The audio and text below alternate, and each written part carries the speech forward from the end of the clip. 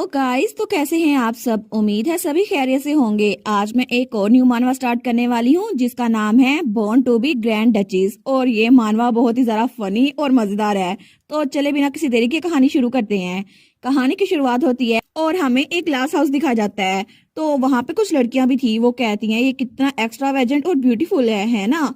तुमने वो देखा फ्लाइंग बिल बोर्ड जहाँ लिखा हुआ था ब्लेनहेम एम्पायर एक्सपो, वो ऑफिशियली शुरू हो चुका है। और वहाँ पे एक लाइफ साइज पोस्टर भी था। तो वो लोग कहती हैं देखो सही, ये प्रमोशनल मॉडल, ये तो ओपरा सिंगर है ना, ये तो बहुत ज्यादा मशहूर है। लेकिन सिर्फ यही नहीं, ब्लेनहेम की बेस्ट सेलिंग ऑथर, उसका साइनिंग इवेंट भी हो रहा है यहाँ पर। इसके अलावा यहाँ हॉट स्प्रिंग टाउन भी बन चुका है। और तो और इसके अलावा यहाँ पर तो स्नो वाइन भी पेश की जाती है। ये सब कुछ हर ग्रेस आर्च डचेस की वजह से हुआ है। और वहाँ पे हमें हमारी हीरोइन दिखा जाती है जिसके ब्लॉन्ड बाल और ब्लू आंखें थी और वो बहुत ही ज्यादा खूबसूरत थी। लेकिन तभी वहाँ कोई आता है और उसके कंधे पे हाथ रखता है। वो कहता है एनेट, मैं तुम्हें कब से ढूंढ रहा था। और वो था हमारा हीरो आर्च ड्यूक। तो वो कहता है मैंने तुम्हें इतना ढूंढा तो मुझे मिली नहीं, मैं तो फिक्रमंद हो गया था। वो कहती है क्या करे हो लोइस, लोग देख रहे हैं। लेकिन लड़की उनको देख कहती है ओ माई, ये तो बड़े लविंग कपल है। लेकिन तभी ड्यूक कहता है आखिर से फर्क क्या पड़ता है, मैं तो तुम्हें सुबह से ढूंढ रहा था लेकिन तुम मुझे मिली नहीं। तो हमारी हीरोइन सोचती है आखिर ये सब कुछ कैसे हो गया। मेरा प्लान तो यही था कि यहाँ आने के बाद 1 साल बाद मैं डाइवोर्स लूंगी और फिर यहाँ चली जाऊंगी। लेकिन जिस चीज को मैंने हाथ लगाया वो सब मैसिव हिट बन गया। और इसके अलावा मैंने cold hearted grand Duke of north, उसका दिल भी पिघला दिया। सीरियसली ये तो कितना हैंडसम है ना। लेकिन तब वो सोचती है क्या मैं सच में डचेस बनने के लिए पैदा हुई थी। और तब हमें 1 साल पहले का सीन दिखा रहता है और फ्रेज स्टेट जहाँ पर कहानी स्टार्ट हुई थी। तो वहां पे कोई चिल्ला कहता है ये तो हमारी फैमिली के लिए बहुत बड़ी बेइज्जती की बात है। उन्होंने मार्क्विस मैरिज के लिए सिर्फ 500 दानिश भेजे हैं। आखिर वो इतनी कम रकम कैसे भेज सकते हैं। उसके अलावा ग्रूम तो खुद भी नहीं आया, उसने अपनी जगह रिप्रेजेंटेटिव भेज दिया है। और तभी हमारी एंड वहां पर खड़ी हुई थी तो उसका डैड चिल्लाई जा रहा था आखिर वो ड्यूक होकर इतनी शेमलेसली एक्ट कैसे कर सकता है। तो हमारी सोचती है आखिर मैं ड्यूक को कैसे जानूंगी, मैं तो उसे कभी मिली भी नहीं हूँ। आई मीन मुझे इस कहानी का प्लॉट तो पता है कि उसने अपनी जगह किसी और लड़के को भेज दिया है। लेकिन असल में मैं तो एक नावल के दुनिया में एक कैरेक्टर को पोजेस कर चुकी हूँ जिस कहानी का नाम था Santos will marry the Duke in the future. और ये कहानी तो एक सेंटस के इर्द गिर्द घूमती है जो कि बड़ी मुश्किलों के बाद ड्यूक से मिलती है और दोनों प्यार में पड़ जाते हैं। लेकिन मैं तो असल में एक ऐसी कैरेक्टर हूँ जो कि साइड कैरेक्टर कह सकते हैं। मैं हूँ एनेट फ्रेज और ये मैं ही हूँ क्योंकि मैं मास्टर्स के अफेयर की वजह से इलिजिबल चाइल्ड हूँ। लेकिन दूसरे लफ्जों में कहे तो मैं कहानी की विलनेस भी हूँ जो कपल के रोमांस में टांग अड़ाती है। क्योंकि ओरिजिनल स्टोरी में ड्यूक के साथ शादी होने के बावजूद भी मैं कैपिटल में रही थी और हीरोइन को तंग करती रही थी। लेकिन आखिर में मुझे फांसी की सजा मिली और मैं रेस्ट इन पीस हो गई। लेकिन वो सोचती है असल में ये कहानी तो अभी स्टार्ट हुई है और मैं ओरिजिनल एनेट हूँ भी नहीं, तो मैं इस शादी के लिए मना बिल्कुल नहीं करूंगी और ना ही यहाँ पर रहूंगी। तो उसका फादर कहता है मैं अभी ड्यूक को लेटर लिखता हूँ उनको कंप्लेन करने के लिए, तुम जाओ यहाँ से और हम इस शादी को थोड़ा पोस्टपोन कर देते हैं ताकि हमें वो और खर्चा भेजें। तो एनेट कहती है हम लोग टेम्पल में शादी क्यों नहीं रखते। वो सोचती है मैं इस शादी को अपनी अपॉर्चुनिटी के लिए यूज करूंगी। तो उसका डैड कहता है क्या। वो कहती है अगर हम टेंपल में शादी रखें तो ड्यूक का बजट वो भी काफी होगा सेरेमनी के लिए, है ना। तो उसका फादर कहता है टेंपल में, क्या तुम कह रही हो कि तुम्हारी सिर्फ वहां पे शादी करवाऊं, वहां कोई सी गेस्ट को ना बुलाऊं। तुम्हें क्या लगता है हमारी फैमिली की रेपुटेशन, इसके बारे में कुछ सोचा भी है तुमने। तो हमारी कहती है शादी के दौरान सबसे बड़ी चीज ओथ मैटर करता है और इसीलिए मैं नहीं चाहती कि आप पे किसी तरह का फाइनेंशियल इशू पड़े। तो उसका फादर सोचता है रेपुटेशन, मनी, ठीक है मनी जीत गई। वो कहता है तुमने पहली बार फैमिली के लिए कोई यूजफुल बात की है तो हम ऐसे ही करेंगे। वेरी वेल, अब तुम वापस लौट जाओ लेकिन सेरेमनी को कंडक्ट हाई प्रीस्ट ही करेगा। वो कहती है जी और तब वहां से निकल आई थी। वो वहां से निकलते हुए सोचती है marry duke with only 500 dollars, मेरा पहला गोल तो अचीव हो गया है, चलो ये तो अच्छा हुआ। लेकिन तभी वहां पर कोई आता है। वो कहता है तुमने सच में वहां जाकर बड़ी रिडिकुलस चीज की है। तो एनेट कहती है ब्रदर फेडिन, और वहां पे उसका बड़ा भाई था जो कि फ्रेस मार्कस का बड़ा बेटा था। तो वो कहता है एक शादी जहाँ पे गेस्ट ना हो, लेकिन वहां पर तो वो दूल्हा खुद भी नहीं होगा। आखिर फादर क्या करने की कोशिश कर रहे हैं। और उस ड्यूक की ये बात मानकर तो वो ब्लेनहेम वाले हमारी तरफ नीचे दिखा रहे हैं। तो हमारी कहती है मुझे पता है क्योंकि हमारी फैमिली ने नॉर्दर्न वार जो कि डिमोनिक बीस्ट के खिलाफ थी ना, उसको सपोर्ट नहीं किया था। लेकिन पुराने ड्यूक ऑफ ब्लेनहेम उन्होंने ड्रैगन के साथ एक कसम खाई थी और वो नॉर्थ को डिफेंड करते हुए मर गए थे। ऑफ कोर्स वो हमें नफरत करते हैं। तो उसका भाई कहता है तुम्हें पता है ना, फिर भी फादर तुम्हें मैरिज के तौर पे यूज कर रहे हैं ताकि ड्यूक की पावर को चेक में रख सके। तुम्हें अपने आप को इस सब में धकेलने की जरूरत नहीं है। तो हमारे सोचती है कि यार मेरे भाई को मेरी फिक्र है, लेकिन एनेट कहती है कोई बात नहीं, शायद इसी तरह मैं फैमिली के लिए यूजफुल हो सकती हूँ। तो उसका भाई उसको बड़ी अजीब सी नजर से देखता है। वो कहता है अच्छा ऐसी बात है तो फिर पीछे हो जाओ, मुझे जाना है अंदर। वो सोचती है कि यार मुझे लगा था ये मेरी फिक्र करता है, लेकिन बिल्कुल फिक्र नहीं करता। और हमारे सोचती है मैं तो यहाँ पे सेटल हो चुकी हूँ, लेकिन असल में मुझे अपनी पुरानी लाइफ में जाने का भी कोई शौक नहीं है। ऑफ कोर्स यहाँ पे मेरा ट्रीटमेंट फ्रेश स्टेट में बिल्कुल भी अच्छा नहीं है। तो वहाँ कुछ मेड्स बातें करी थी, लेकिन जैसे वो पीछे मुड़कर उनको देखती है ना, तो वो मेड्स डर जाती हैं और वहां से भाग जाती हैं। तो वो सोचती है इन्होंने जानबूझ के मुझे अवॉइड किया है, लेकिन फिर भी मैं तो अपनी पुरानी लाइफ में एड इंडस्ट्री में काम करती थी और ये तो बिल्कुल कुछ भी नहीं है। वहां पर तो मैं कोई चीज बना के जाती थी ना, तो तब मेरी मैनेजर कहती मैंने कहा था ट्रायंगल बनाना है, मैं कहती नहीं आपने सर्कल कहा था। वो कहती थी नहीं कल सुबह तक मुझे ट्रायंगल चाहिए, और मैं पूरी रात वहां काम करती थी और फिर सबवे में से धक्के खा के जाती थी। लेकिन फिर भी ये वाली लाइफ तो मुझे क्यूट लग रही है। तो तब वो बाहर देखती है, वो सोचती है ये लोग तो मुझे ऐसे ट्रीट करते हैं जैसे मैं कोई घोस्ट हूँ, लेकिन फिर भी यहाँ आराम से लाइफ गुजर रही है।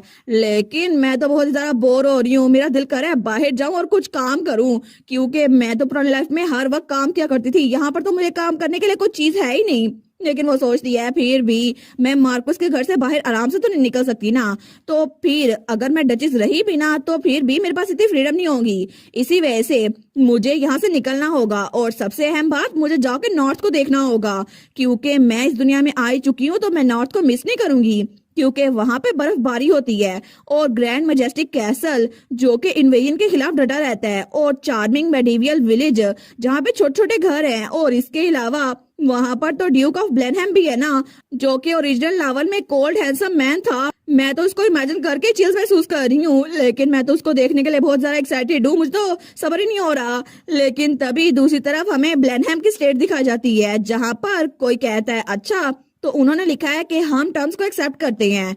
तो वो लड़का कहता है मार्क्वेस सच में बिल्कुल पंगे ले रहे हैं हमसे। तो उसके साथ ही कोई खड़ा था, वो कहता है ये हमारी गलती थी, हमें लगा था कि 500 दाने भेजना काफी होगा कि वो पीछे हट जाए, लेकिन अब हम क्या करें ड्यूक। तो ड्यूक उस लेटर को जलाते हुए कहता है और क्या करना है, उनको कहो कि जाग जाए, वो लड़की कभी भी ब्लेनहेम में कदम नहीं रख सकती। और तब वो भी बड़ा हैंडसम सा था, और वो था grand Duke of Blenheim, लॉइस Blenheim, और वो था हमारा हीरो, जो कि स्टार्ट में तो बहुत ज्यादा कोल्ड था, लेकिन आगे देखते हैं वो कैसा होगा। तो उसके साथी कहते हैं लेकिन आखिर आप उनको मना कैसे करेंगे योर ग्रेस। और वो था ड्यूक का एड पैरल, वो कहता है आखिर आप सेरेमनी के फौरन बाद उसको पीछे तो नहीं छोड़ सकते ना। तो ड्यूक उसकी तरफ बड़ा घूर के देखता है, वो कहता है कि आप सच में अपनी वाइफ को पीछे छोड़ने वाले हैं। लेकिन वो तो बड़ा परेशान हो गया था। तो तभी वहां पे लाल बालों वाला कोई था, वो कहता है कितना अच्छा आइडिया है ना, वैसे भी मुझे लगता है कि वो मार्कस अपनी बेटी की वजह से यहाँ पे मेड्स और सर्वेंट भेजेगा ताकि यहाँ पे जासूस छोड़ सके। और वो लाल बालों वाला था कैप्टन ऑफ फर्स्ट नाइट डेमिची। तो तब ड्यूक कहता है ठीक है फिर तो आखिर कौन आगे बढ़ेगा और मेरी जगह जाकर उसे शादी करेगा। तो तभी वहां पर सब लोग बिल्कुल खामोश हो गए थे, कोई कुछ भी नहीं बोलता। तो पैरल सोचता है कौन ही जाएगा आपकी जगह शादी करने के लिए, हालांकि वहां जाने से सबको नफरत है, कौन ही एग्री करेगा, और वैसे भी आप तो अपनी ब्राइड को पीछे छोड़ने वाले हैं ना। तो ड्यूक कहता है पैरल जाएगा। वो कहता है कि आखिर हर बार मुझे जाना क्यों होता है। तो ड्यूक कहता है वाइस कैप्टन हेड्रिक, मुझे लगता है कि इस बार आप बाकी कमांड संभालेंगे, और अगर कोई भी काम हुआ तो आप करेंगे, और जाते जाते फर्स्ट नाइट को भी लेते जाएं ताकि वहां पर कुछ मिशन भी कर सकें। वो कहता है जी मैं समझ गया। तो पैरल कहता है मैं सच में इसके लिए नहीं बना।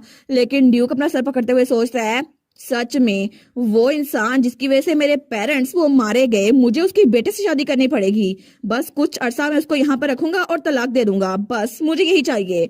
और उसके बाद हमें शादी का दिन दिखा रहा है जब हमारी हीरोइन एनेट के बाल कोई कंघी कर रहा था। तो वो थी उसकी मेट जेनेट। वो कहती है टू बी ऑनेस्ट मुझे लगा था कि आपके बाल वो भी प्लाटिनियम ब्लोंड होंगे, लेकिन आपके बाल तो बड़े ग्रे होते जा रहे हैं, और वैसे भी आपके बाल तो डल होते जा रहे हैं। मुझे लगा था कि मेकअप के साथ आप अच्छी लगेगी, लेकिन आप तो बिल्कुल भी अच्छी नहीं लग रही। लेकिन हमारी हीरोइन अपने आप को आईने में देखती है, वो कहती है वाओ मैं तो बहुत ही ज्यादा खूबसूरत लग रही हूँ। या फिर एनेट जिस कैरेक्टर के अंदर मैं पोजेस हुई हूँ। तो उसकी मेट कहती है मार्कस बड़े परेशान हो रहे हैं कि आपके साथ नॉर्थ में अच्छा सलूक नहीं किया जाएगा। उन्होंने तो आपके लिए पर्सनली न्यू अटेंडेंट भी पिक किए हैं। तो हमारी सोचती है परेशान, मेरे फादर मेरे लिए? बिल्कुल भी नहीं, उन्होंने वो सर्वेंट और मेड्स इसलिए प्रिपेयर की हैं ताकि उनको जासूस बना के भेज सकें। लेकिन वो दिल में सोचती है फिर भी चीजें वैसे नहीं जाएंगी जैसे मार्कस चाह रहे हैं। और तब हमें टेम्पल का सीन दिखा जाता है। तो प्रीस्ट कहता है हम लोग यहाँ पर गैदर हुए हैं दो नोबल सोल्स का यूनियन देखने के लिए। तो ठीक है, अब वो उसकी बारी। और वहां पे एनेट खड़ी थी और उसके साथ पैरल खड़ा हुआ था। लेकिन हमारी हीरोइन सोचती है अच्छा तो उन्होंने सच में अपनी जगह किसी और को भेज दिया। लेकिन ये तो जितना मैंने सोचा था उससे भी ज्यादा हैंडसम है, फिर भी ये इतना नर्वस क्यों है? और पैरल तो बकायदा कांप रहा था। वो कांपते हुए कहता है मैं हूँ पैरल ओटिस, जो कि लोइस ब्लेहम ड्यूक की जगह यहाँ पर उनसे शादी करने के लिए आए हैं। और मैं कसम खाता हूँ कि ड्यूक हमेशा डचेस के साथ रिस्पेक्टफुल रहेंगे। वो सोचती है सच में ये कसम खाता है, लेकिन ड्यूक तो ऐसा बिल्कुल नहीं लगता। लेकिन वो अपनी लाइंस बोलते हुए कहती है मैं हूँ एनेट फ्रेज, मैं भी कसम खाती हूँ कि पूरी लाइफ अपने पार्टनर के साथ लॉयल रहूंगी। तो तब प्रीस्ट कहता है ठीक है अब रिंग्स एक्सचेंज करें। तो तब अपना हाथ पैरल के हाथ पे रखती है, लेकिन उसका हाथ तो कांपी जा रहा था। वो सोचती है ये तो मुझे ऐसे ट्रीट कर रहा है जैसे मुझे कोई बीमारी लगी हुई है। लेकिन फिर भी चलो मुझे रिंग पहना दो। तो वो उसके हाथ में रिंग पहनाता है, तो वो भी उसके हाथ में रिंग पहना देती है। तो वो सोचती है ठीक है अब मैं ऑफिशियली डचेस बन चुकी हूँ। और तभी प्रीस्ट कहता है अब आप लोग ऑफिशियली मैरिड कपल बन चुके हैं, ड्यूक और डचेस। और तभी हमारी हीरोइन तो बड़ी खुश हो गई थी। लेकिन थोड़ी देर बाद उसकी मेट जेरेड वो वहां से जा रही थी। वो सोचती है फाइनली ये खत्म तो हुआ, मुझे अब फिर से उस इलिजिमेट चाइल्ड से फिर से डील करना पड़ेगा। तो आगे जाते हुए कहती है वैसे भी वो कोसा मार्कस की अपनी बेटी है, जरूर उनकी वाइफ ने कहीं पर अफेयर किया होगा। लेकिन तब वो कमरे में आती है, वो कहती है लेडी एनेट। लेकिन तभी वहां पर हमारी हीरोइन का सिर्फ ब्राइडल ड्रेस पड़ा हुआ था। वो कहती है क्या वो कहाँ पर गई? लेकिन दूसरी तरफ पैरल तो जल्दी से भाग रहा था। वो सोचता है ठीक है अब शादी की रस्म हो चुकी है तो अब मुझे यहाँ से भागना होगा, क्योंकि ड्यूक ने कहा था मुझे जल्दी भागना होगा। मैंने तो लेटर भी प्रिपेयर कर ली है ताकि इसको यहाँ पे रखूं और सबको लगे कि हमें जल्दी थी इसलिए हम चले गए और वो हमें ज्वाइन नहीं कर पाई। लेकिन तभी भागते भागते उसके साथ कोई ज्वाइन होता है। तो उसके साथ जो कोई भी था वो कहता है आखिर तुम इतनी जल्दी में कहाँ भाग रहे हो? वो कहता है मैं तो जल्दी जल्दी भाग रहा हूँ ताकि हर ग्रेस यहाँ ना पहुंच जाए। लेकिन तभी उसके साथ तो हमारी एनट थी। वो कहता है कि हर ग्रेस? वो कहती है अच्छा ये लेटर, लेकिन अच्छा हुआ ना हम एक दूसरे को मिल गए, चलो इकट्ठे चलते हैं। वो कहता है कि यार नहीं नहीं आपका इससे क्या मतलब है? वो कहती है क्या मतलब है, मेरी शादी हो चुकी है, मैं ड्यूक के पास जाना चाहती हूँ, आखिर अपने हस्बैंड से मिलने में क्या ही बुराई है। वो सोचती है सच में ये लोग सेरेमनी के बाद ही भागने वाले थे, अच्छा हुआ ना कि मैंने जल्दी तैयारी कर ली। वो कहता है मुझे माफ कीजिएगा योर ग्रेस, लेकिन हमें जल्दी चलना होगा तो आप तैयारी नहीं कर सकती, तो अगर आप पीछे गई तो हम आपको छोड़ के जा सकते हैं, प्लीज समझिए बात। और वैसे भी आपकी तो कैरेज भी अभी तक प्रिपेयर नहीं हुई। तो एनेट ताली मारते हुए कहती है उसकी कोई फिक्र नहीं करो, वो देखो मैंने अपनी कैरेज खुद ही प्रिपेयर करवा ली है, देखो सही अच्छी है ना। वो कहता है कि आप इसकी बात कर रही हैं, इसके टायर से तो बड़ी अजीब सी आवाजें आ रही हैं, ये चल पाएगा? वो कहती है बिल्कुल ये चल पाएगा, मुझे लगता है कि इसके व्हील्स बिल्कुल अच्छे से काम करते हैं। लेकिन तब वो दरवाजा खोलते हुए कहती है ठीक है चलो हम चलते हैं। वो कहता है नहीं नहीं अभी ये इश्यू नहीं है, असल में रास्ता बहुत ज्यादा कठिन है तो आपको बड़ा मसला होगा। वो कहती है उसका भी कोई मसला नहीं है, मैंने यहाँ पे बहुत सारे क्वेश्चंस ऐड किए हुए हैं। वो कहता है कि ये तरीका भी काम नहीं किया। लेकिन तब वो कहता है असल में वो हम लोग बड़ी दूर जाने वाले हैं ना, तो आपके साथ कोई स्कॉट नहीं होगा। वो कहती है अच्छा वो सारे जो खड़े हुए हैं वो स्कॉट नहीं है? तो वो सारे के सारे नाइट्स कहते हैं कि हम इनको स्कॉट करेंगे। तो पैरल तो अपना सर पकड़ लेता है। तो पैरल कहता है प्लीज थोड़ी तमीज से बात कर लो, हर ग्रेस अब डचीज है। तो पीछे से हमारी हीरोइन कहती है अच्छा ये एम्पायर के टॉप नाइट्स है ना, ये तो डिपेंडेबल लग रहे हैं। लेकिन वो कहता है वेल ग्राउंड अभी भी इतना अच्छा नहीं है, रोड अभी भी मडी है। वो कहती है सर पैरल आपकी कैरेज आगे जाएगी ना तो फिर मसला क्या है? वो कहता है अच्छा फिर? तो वो कहती है ठीक है फिक्र ना करे, मैं आपको फॉलो करूंगी। तो तब वो अंदर बैठ जाती है। तो पीछे से पैरल तो बिल्कुल परेशान हो गया था। वो सोचते हैं मैं क्या बहाना बनाऊं, मैं तो कुछ नहीं कर सका। लेकिन तभी हमारी हीरोइन बगी के अंदर जब दरवाजा बंद करती है ना, वो सोचती है फाइनली अब मैं फ्रेश फैमिली से फ्री हो चुकी हूँ। वो तो बड़ी खुश थी कि अब मैं डची में जाऊंगी। लेकिन वो सोचती है सर पैरल तो बड़े सॉफ्ट हार्टेड लग रहे हैं, ऐसा लगता है वो बड़े नाजुक मिजाज हैं। लेकिन तभी दरवाजे पे दस्तक होती है। तो कोई कहता है योर ग्रेस, वो उसके भाई का एड था। वो कहती है हाँ क्या हुआ? वो कहता है असल में यंग मास्टर ने आपके लिए गिफ्ट भेजा है। वो कहती है मेरे भाई ने भेजा है? वो कहता है जी बिल्कुल, उन्होंने कहा था कि अगर आप जा रही हैं तो ये आपको दे दूं। तो वो उस गिफ्ट को देखती है। वो सोचती है आखिर उसे पता कैसे चला कि मैं जा रही हूँ। वो कहती है सच में उसने ये मुझे देने के लिए बोला है? तो वो कहता है जी बिल्कुल, आपकी शादी हुई है ना तो आपके वेडिंग गिफ्ट के तौर पर। और मार्कस तो यहाँ पे खुद खड़े हुए थे आपकी सेरेमनी को देखने के लिए, और आपके भाई ने आपकी पूरी सेरेमनी देखी है और फिर गए थे। वो कहती है कि वो वो मेरी मैरिज सेरेमनी में भी आया था, मुझे पता नहीं था। लेकिन थोड़ी देर बाद उनकी बग्गियां वहां से निकलती है तो तब वो वहां से चली गई थी, लेकिन पीछे वो नाइट वहीं पर खड़ा था। तो तभी जेनेट भागती हुई आती है, वो कहती है माय लेडी आप कहाँ पर हैं, लेडी एनेट। तो वो नाइट कहता है जेनेट तुम यहाँ पर क्या कर रही हो। वो कहती है क्या तुमने लेडी एनेट को देखा बाई चांस। वो कहता है बिल्कुल, हर ग्रेस तो अभी निकली है एक्चुअली। वो कहती है क्या। वो सोचती है मार्कस ने कहा था कि सेरेमनी के फौरन बाद उनको वापस ले आऊं, लेकिन वो कहती है वो कहाँ पर गई हैं। तो वो नाइट कहता है और कहाँ पर गई हैं, ब्लेनहम गई हैं ना ऑफ कोर्स अपने हस्बैंड के पास। लेकिन दूसरी तरफ उनकी कैरेजेस वो थोड़ी आगे पहुंच चुकी थी और हमारी हीरोइन वो तो अपनी बग्गी में बैठी उसी गिफ्ट को देखी जा रही थी। वो सोचती है आखिर इस गिफ्ट का मकसद क्या है, मेरे भाई ने सच में ये मेरे लिए भेजा है। लेकिन वो सोचती है शायद उसको मेरी फिक्र हो रही होगी, तो क्या मैं इसको खोल के देखूं, ये तो वैसे भी मेरी वेडिंग का गिफ्ट है। तो तब वो सोचती है अभी कुछ दिनों पहले तो उसने मुझे धक्का दिया था कि साइड पे हटो मुझे गुजरने दो, तो सच में उसको मेरी परवाह तो नहीं होगी ना। लेकिन जैसे वो इस बॉक्स को खोलती है ना तो उसमें से रोशनी निकल रही थी। वो सोचती है वाओ, इसके अंदर ये तो बहुत ज्यादा एक्सपेंसिव लग रहे हैं, और वहां पे पूरा सेट था ब्लू डायमंड्स का जो कि बहुत ही ज्यादा औसम लग रहा था। वो सोचती है ये तो बिल्कुल मेरी आंखों के साथ मैच होता है, लेकिन क्या स्पेशली उसने ये मेरे लिए प्रिपेयर किया था, और उसके साथ एक नोट भी पड़ा हुआ था। वो कहती है एक नोट भी है, लेकिन इसका मतलब है कि वो इस बार मुझसे कुछ कहने की कोशिश कर रहा है। तो वो उस नोट को खोलती है, वहां लिखा था अगर तुम्हें हेल्प चाहिए हो ना तो आर्सन की आर्ट से मदद मांग लेना। वो सोचती है क्या सच में उसने मेरे लिए वेडिंग गिफ्ट प्रिपेयर करवाया, क्या उसको पता था मैं निकलने वाली हूँ।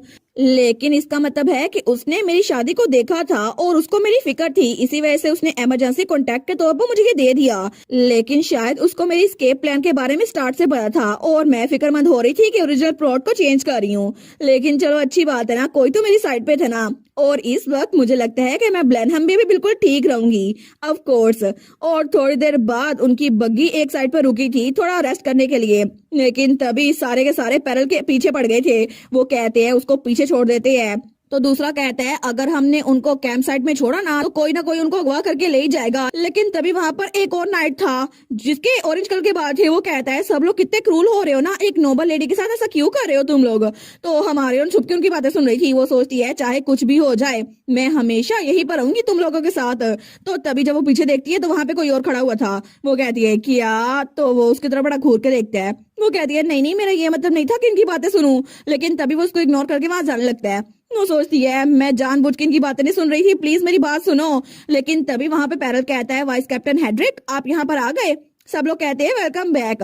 हेड्रिक कहता है सिचुएशन कैसी है। तो पैरल कहता है वेल हम ग्रैंड डचिस को ब्लेनहम लेके जा रहे हैं। तो तभी वो पीछे देखता है हमारे हीरोइन की तरह। वो कहता है अच्छा ये बात है, लेकिन हमारे उन बगी के पीछे से निकलती है। वो कहती है यहाँ पर वॉक करना तो बड़ा अच्छा लग रहा है। तो तभी उनकी तरफ देख कहती है सब लोग कैसे हैं, सब लोग ठीक तो है ना। लेकिन पीछे सारे कहते हैं आखिर ये कब से यहाँ पे खड़ी थी। वो सोचती है ये तो बिल्कुल नेचुरल लग रहा है ना। तो तब वाइस कैप्टन उसके पास आकर कहता है योर ग्रेस मैं हूँ हेड्रिक और मैं यहाँ ब्लेनहम नाइट्स का वाइस कैप्टन हूँ, और मैं मेक श्योर करूंगा कि आप ब्लेनहम सेफली पहुंच जाएं। लेकिन पीछे वाले नाइट्स उसको बड़ा घूर के देखते हैं। वो सोचती है पीछे वाले नाइट्स तो ऐसा कुछ नहीं चाहते, लेकिन फिर भी सर हेड्रिक ने कहा है ना तो चलो कम से कम मैं ठंड में तो नहीं मरूंगी। वो कहती है फिर मैं आप पे एतवार करती हूँ सर हेड्रिक।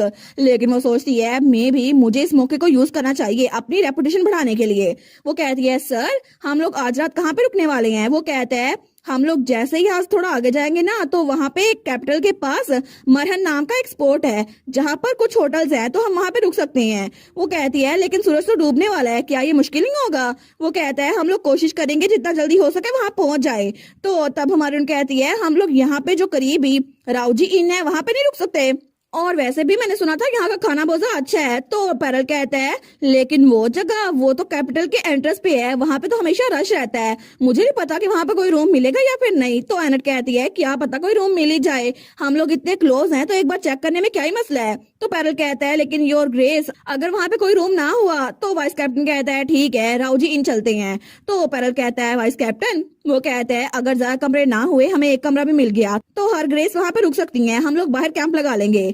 तो तब वाइस कैप्टन कहता है सब लोग जल्दी तैयारी कर लो हम लोग राउजी इन जा रहे हैं। तो हमारी यहाँ सोचती है सच में इसने इतने आराम से मेरी बात मान ली। लेकिन तभी सारे नाइट्स कहते हैं सच में मुझे तो बहुत ज्यादा थकावट हो रही है, अब मुझे कैंपिंग भी करनी पड़ेगी। दूसरा कहता है तुम्हें क्या लगता है कि हम लोग राउजी इन में रुकना नहीं चाहते। लेकिन हमारी सोचती है ठीक है इन्होंने अगर ये कहा है ना तो अब मैंने ये बात कर दी है, अब रिस्पॉन्सिबिलिटी भी मैं ही लूंगी। लेकिन तब पीछे से पैरल कहता है योर ग्रेस क्या आप ठीक रहेंगी? वो कहती है अच्छा इसके साथ, लेकिन तब वो इनोसेंट स्माइल देती है और बिल्कुल अनबॉदर्ड थी। वो कहती है बिल्कुल मैं तो ठीक रहूंगी। वो कहता है ठीक है मैं उम्मीद करता हूँ कि हमें कम से कम एक कमरा तो मिल जाए आपके लिए। वो कहती है ठीक है, लेकिन तब बेचारा बड़ा परेशान हो गया था। वो सोचता है मैं क्या करूं, ये तो हमारे साथ चलने के लिए बिल्कुल तैयार है, लेकिन हमारी सोचती है ये वाला एड तो बहुत जरा काइंडर है, जितना मैंने सोचा था उससे भी ज्यादा है। मुझे लगता है कि ये मेरे बारे में बहुत ज्यादा फिक्र कर रहा है। लेकिन वो सोचती है आप फिक्र ना करें सर पैरल, क्योंकि मेरे पास आप सबके लिए एक सरप्राइज है। और थोड़ी देर बाद वो लोग उस होटल में पहुंच चुके थे,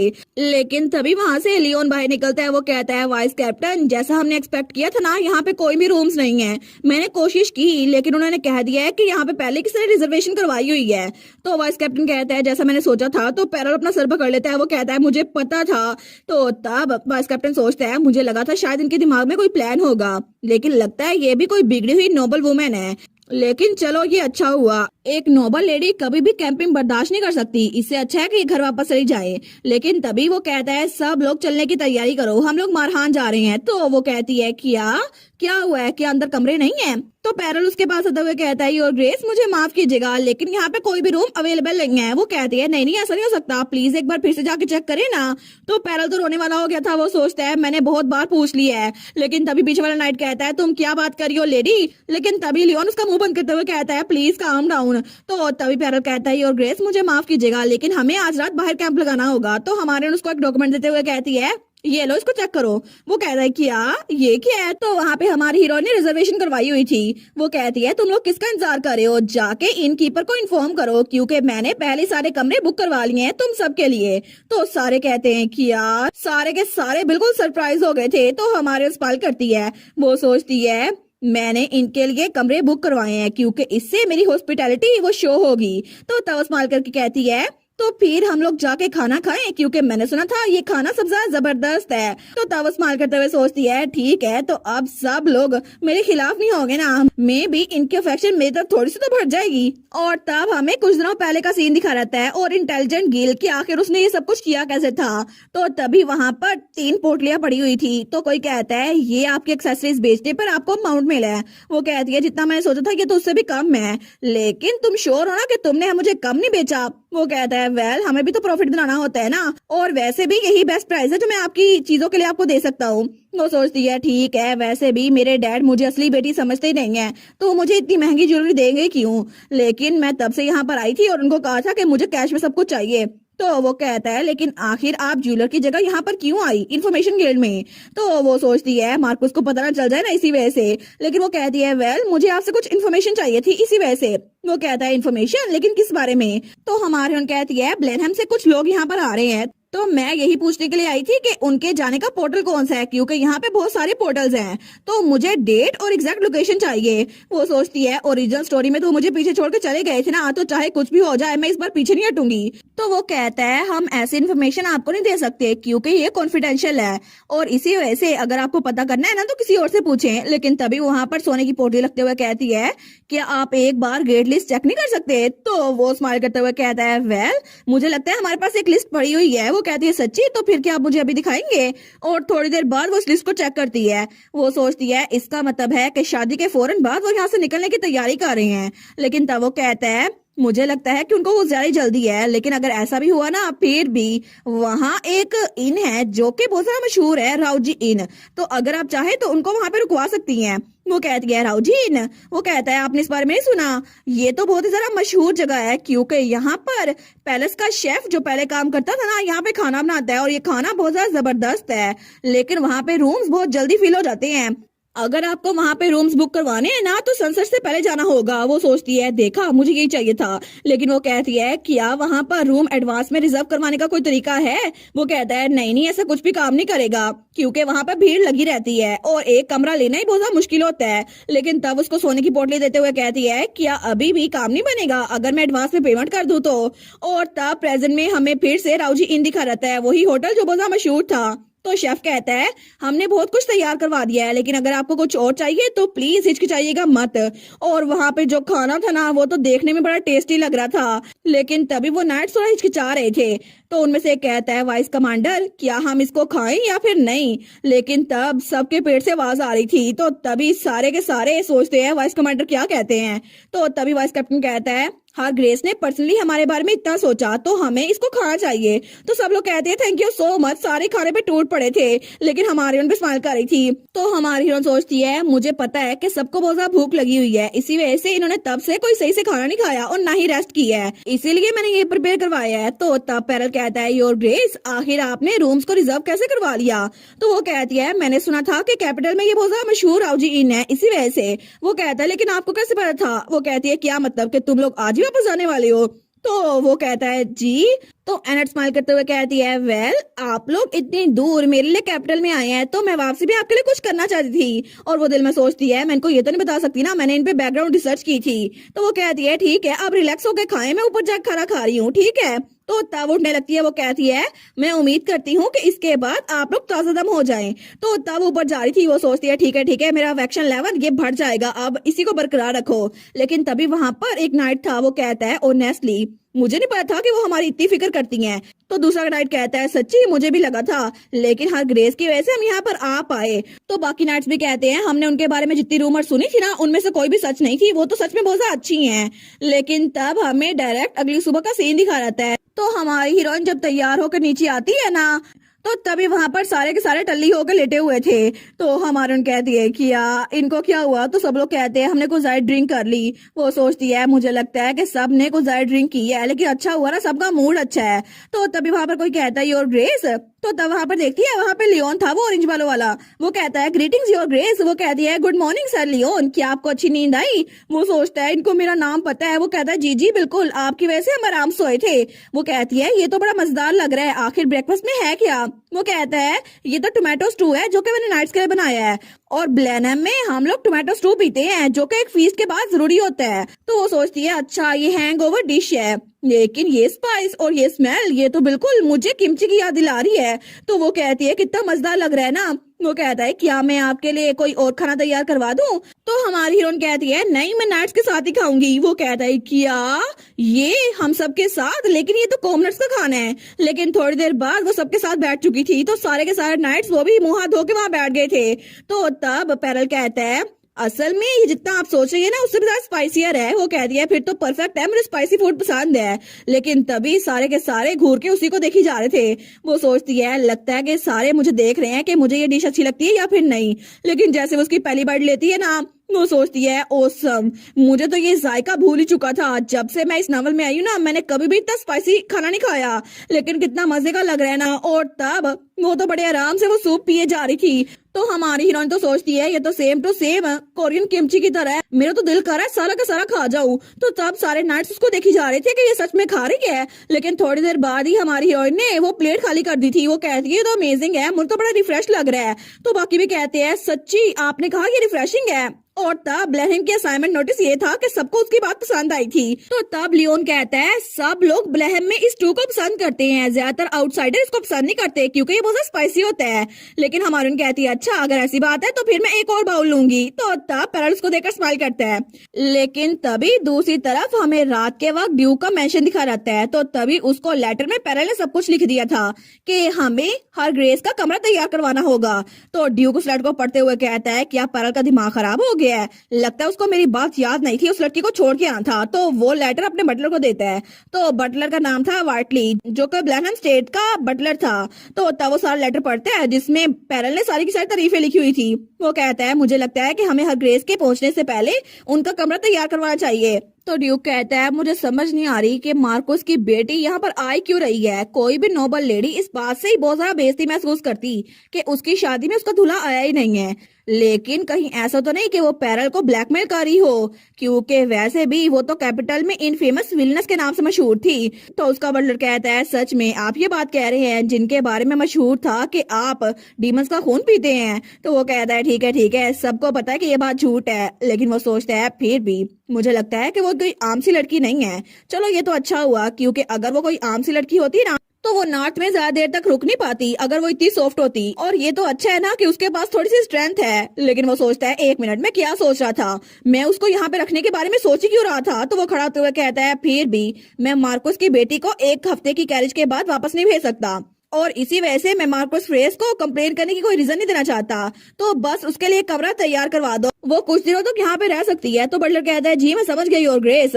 लेकिन वो सोचता है, हाँ बस यही, क्योंकि जितना हो सके मैं उससे दूर रहूंगा, और मैं अभी के लिए अपनी नाम की वाइफ को इतनी काइंडनेस दिखा सकता हूँ, क्योंकि चाहे वो लोग के साथ जितना मर्जी एक्ट कर ले, लेकिन आखिर में उसकी असलियत सामने आ जाएगी, तो फिर मैं उसको यहाँ से निकाल दूंगा, चाहे कुछ भी हो जाए। लेकिन हमारी हीरोइन तो आराम से नाइट्स के साथ खाना खाई जा रही थी, और उसके बाद वो हमें बताती है, हमने राउजी इन को छोड़ दिया और तब हम गेट में से गुजरे, लेकिन उसके बाद हम डायरेक्टली नॉर्थ में सफर करते रहे कैरेज के जरिए, और तभी वहां पर बर्फ जमी हुई थी, सुबह का टाइम था।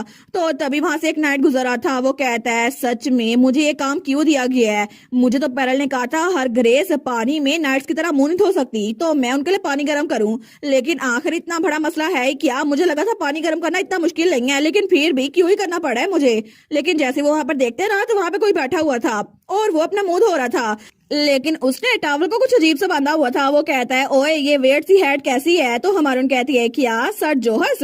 तो जब वो वहां पर देखते हैं वो कहता है, या योर ग्रेस, आपसे मिलना एक ऑनर था। लेकिन हमारी हीरोइन वहां पे मुंह धो रही थी। वो कहती है, कि आप भी अपना चेहरा धोने के लिए आए हैं सर जोहस।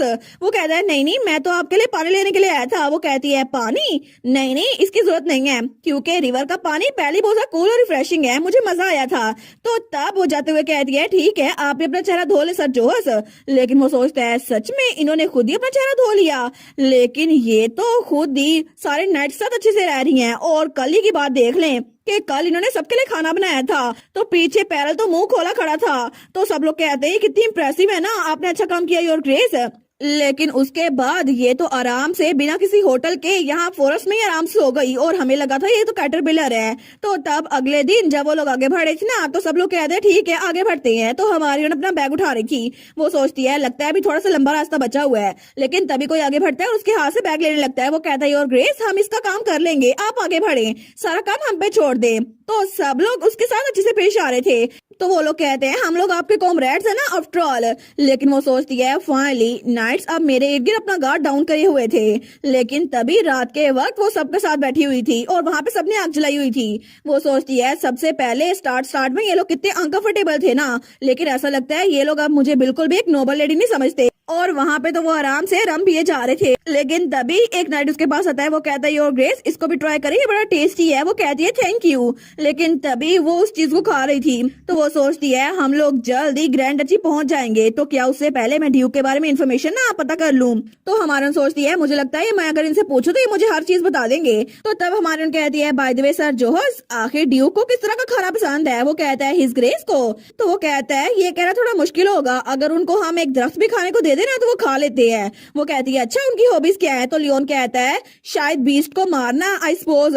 वो कहती है, अच्छा फिर उनकी पर्सनालिटी कैसी है। तो वो नाइट कहता है, अगर मैं कहूँ तो वो बहुत ज्यादा कोल्ड है, लेकिन कभी कभार तो वो पूरा दिन बोले बगैर गुजार देते हैं। तो लियोन कहता है, बिल्कुल मुझे भी लगता है कि अगर हम कहे ना कि आइसवाल कोई इंसान होता तो वो ड्यूक होते। वो कहती है, अच्छा ये बात है। लेकिन तभी पैरल कहता है, योर ग्रेस ड्यूक इतने अफेक्शनेट नहीं दिखते, लेकिन फिर भी वो अच्छे इंसान है ना सर जोहस सर लियोन। वो दोनों कहते हैं, अच्छा ड्यूक की तारीफें करनी है।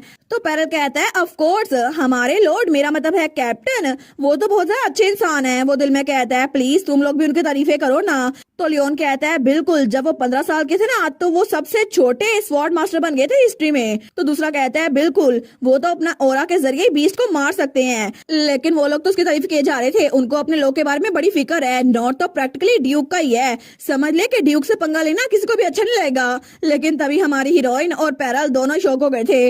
वो सोचती है, मैंने ये तो नहीं पूछा था, लेकिन वो तो बिल्कुल पत्थर की बन चुकी थी। वो सोचती है, इसका मतलब है ड्यूक कुछ भी खा लेता है, बहुत ज्यादा स्ट्रॉन्ग है और उसे नॉर्थ से प्यार है। लेकिन इसका मतलब है कि उससे मैं, जो कि मार्कुस की बेटी है, उससे सख्त नफरत होगी। लेकिन आखिर मैं हूँ कौन? मैं एक ऐसे इंसान हूँ जो उन लोगों से भी डील कर लेती हूँ जो कि बहुत ज्यादा मुश्किल से अप्रोच होते हैं, क्योंकि मैं एड इंडस्ट्री से आई हूँ। तो ड्यूक तुम बस सब्र करो, चाहे कुछ भी हो जाए मैं तुम्हारा दिल जीत के रहूंगी। बस एक बार मुझे नॉर्थ में आने दो, फिर देखते हैं तुम्हारा दिल जीतना कितना ही मुश्किल होगा। और चलो ज्यादा नहीं लेकिन कम से कम मैं 1 साल तक तो वहां पे रुकने की परमिशन तुमसे लेके रहूंगी। बस तुम इंतजार करो मेरा, मैं आ ही रही हूँ।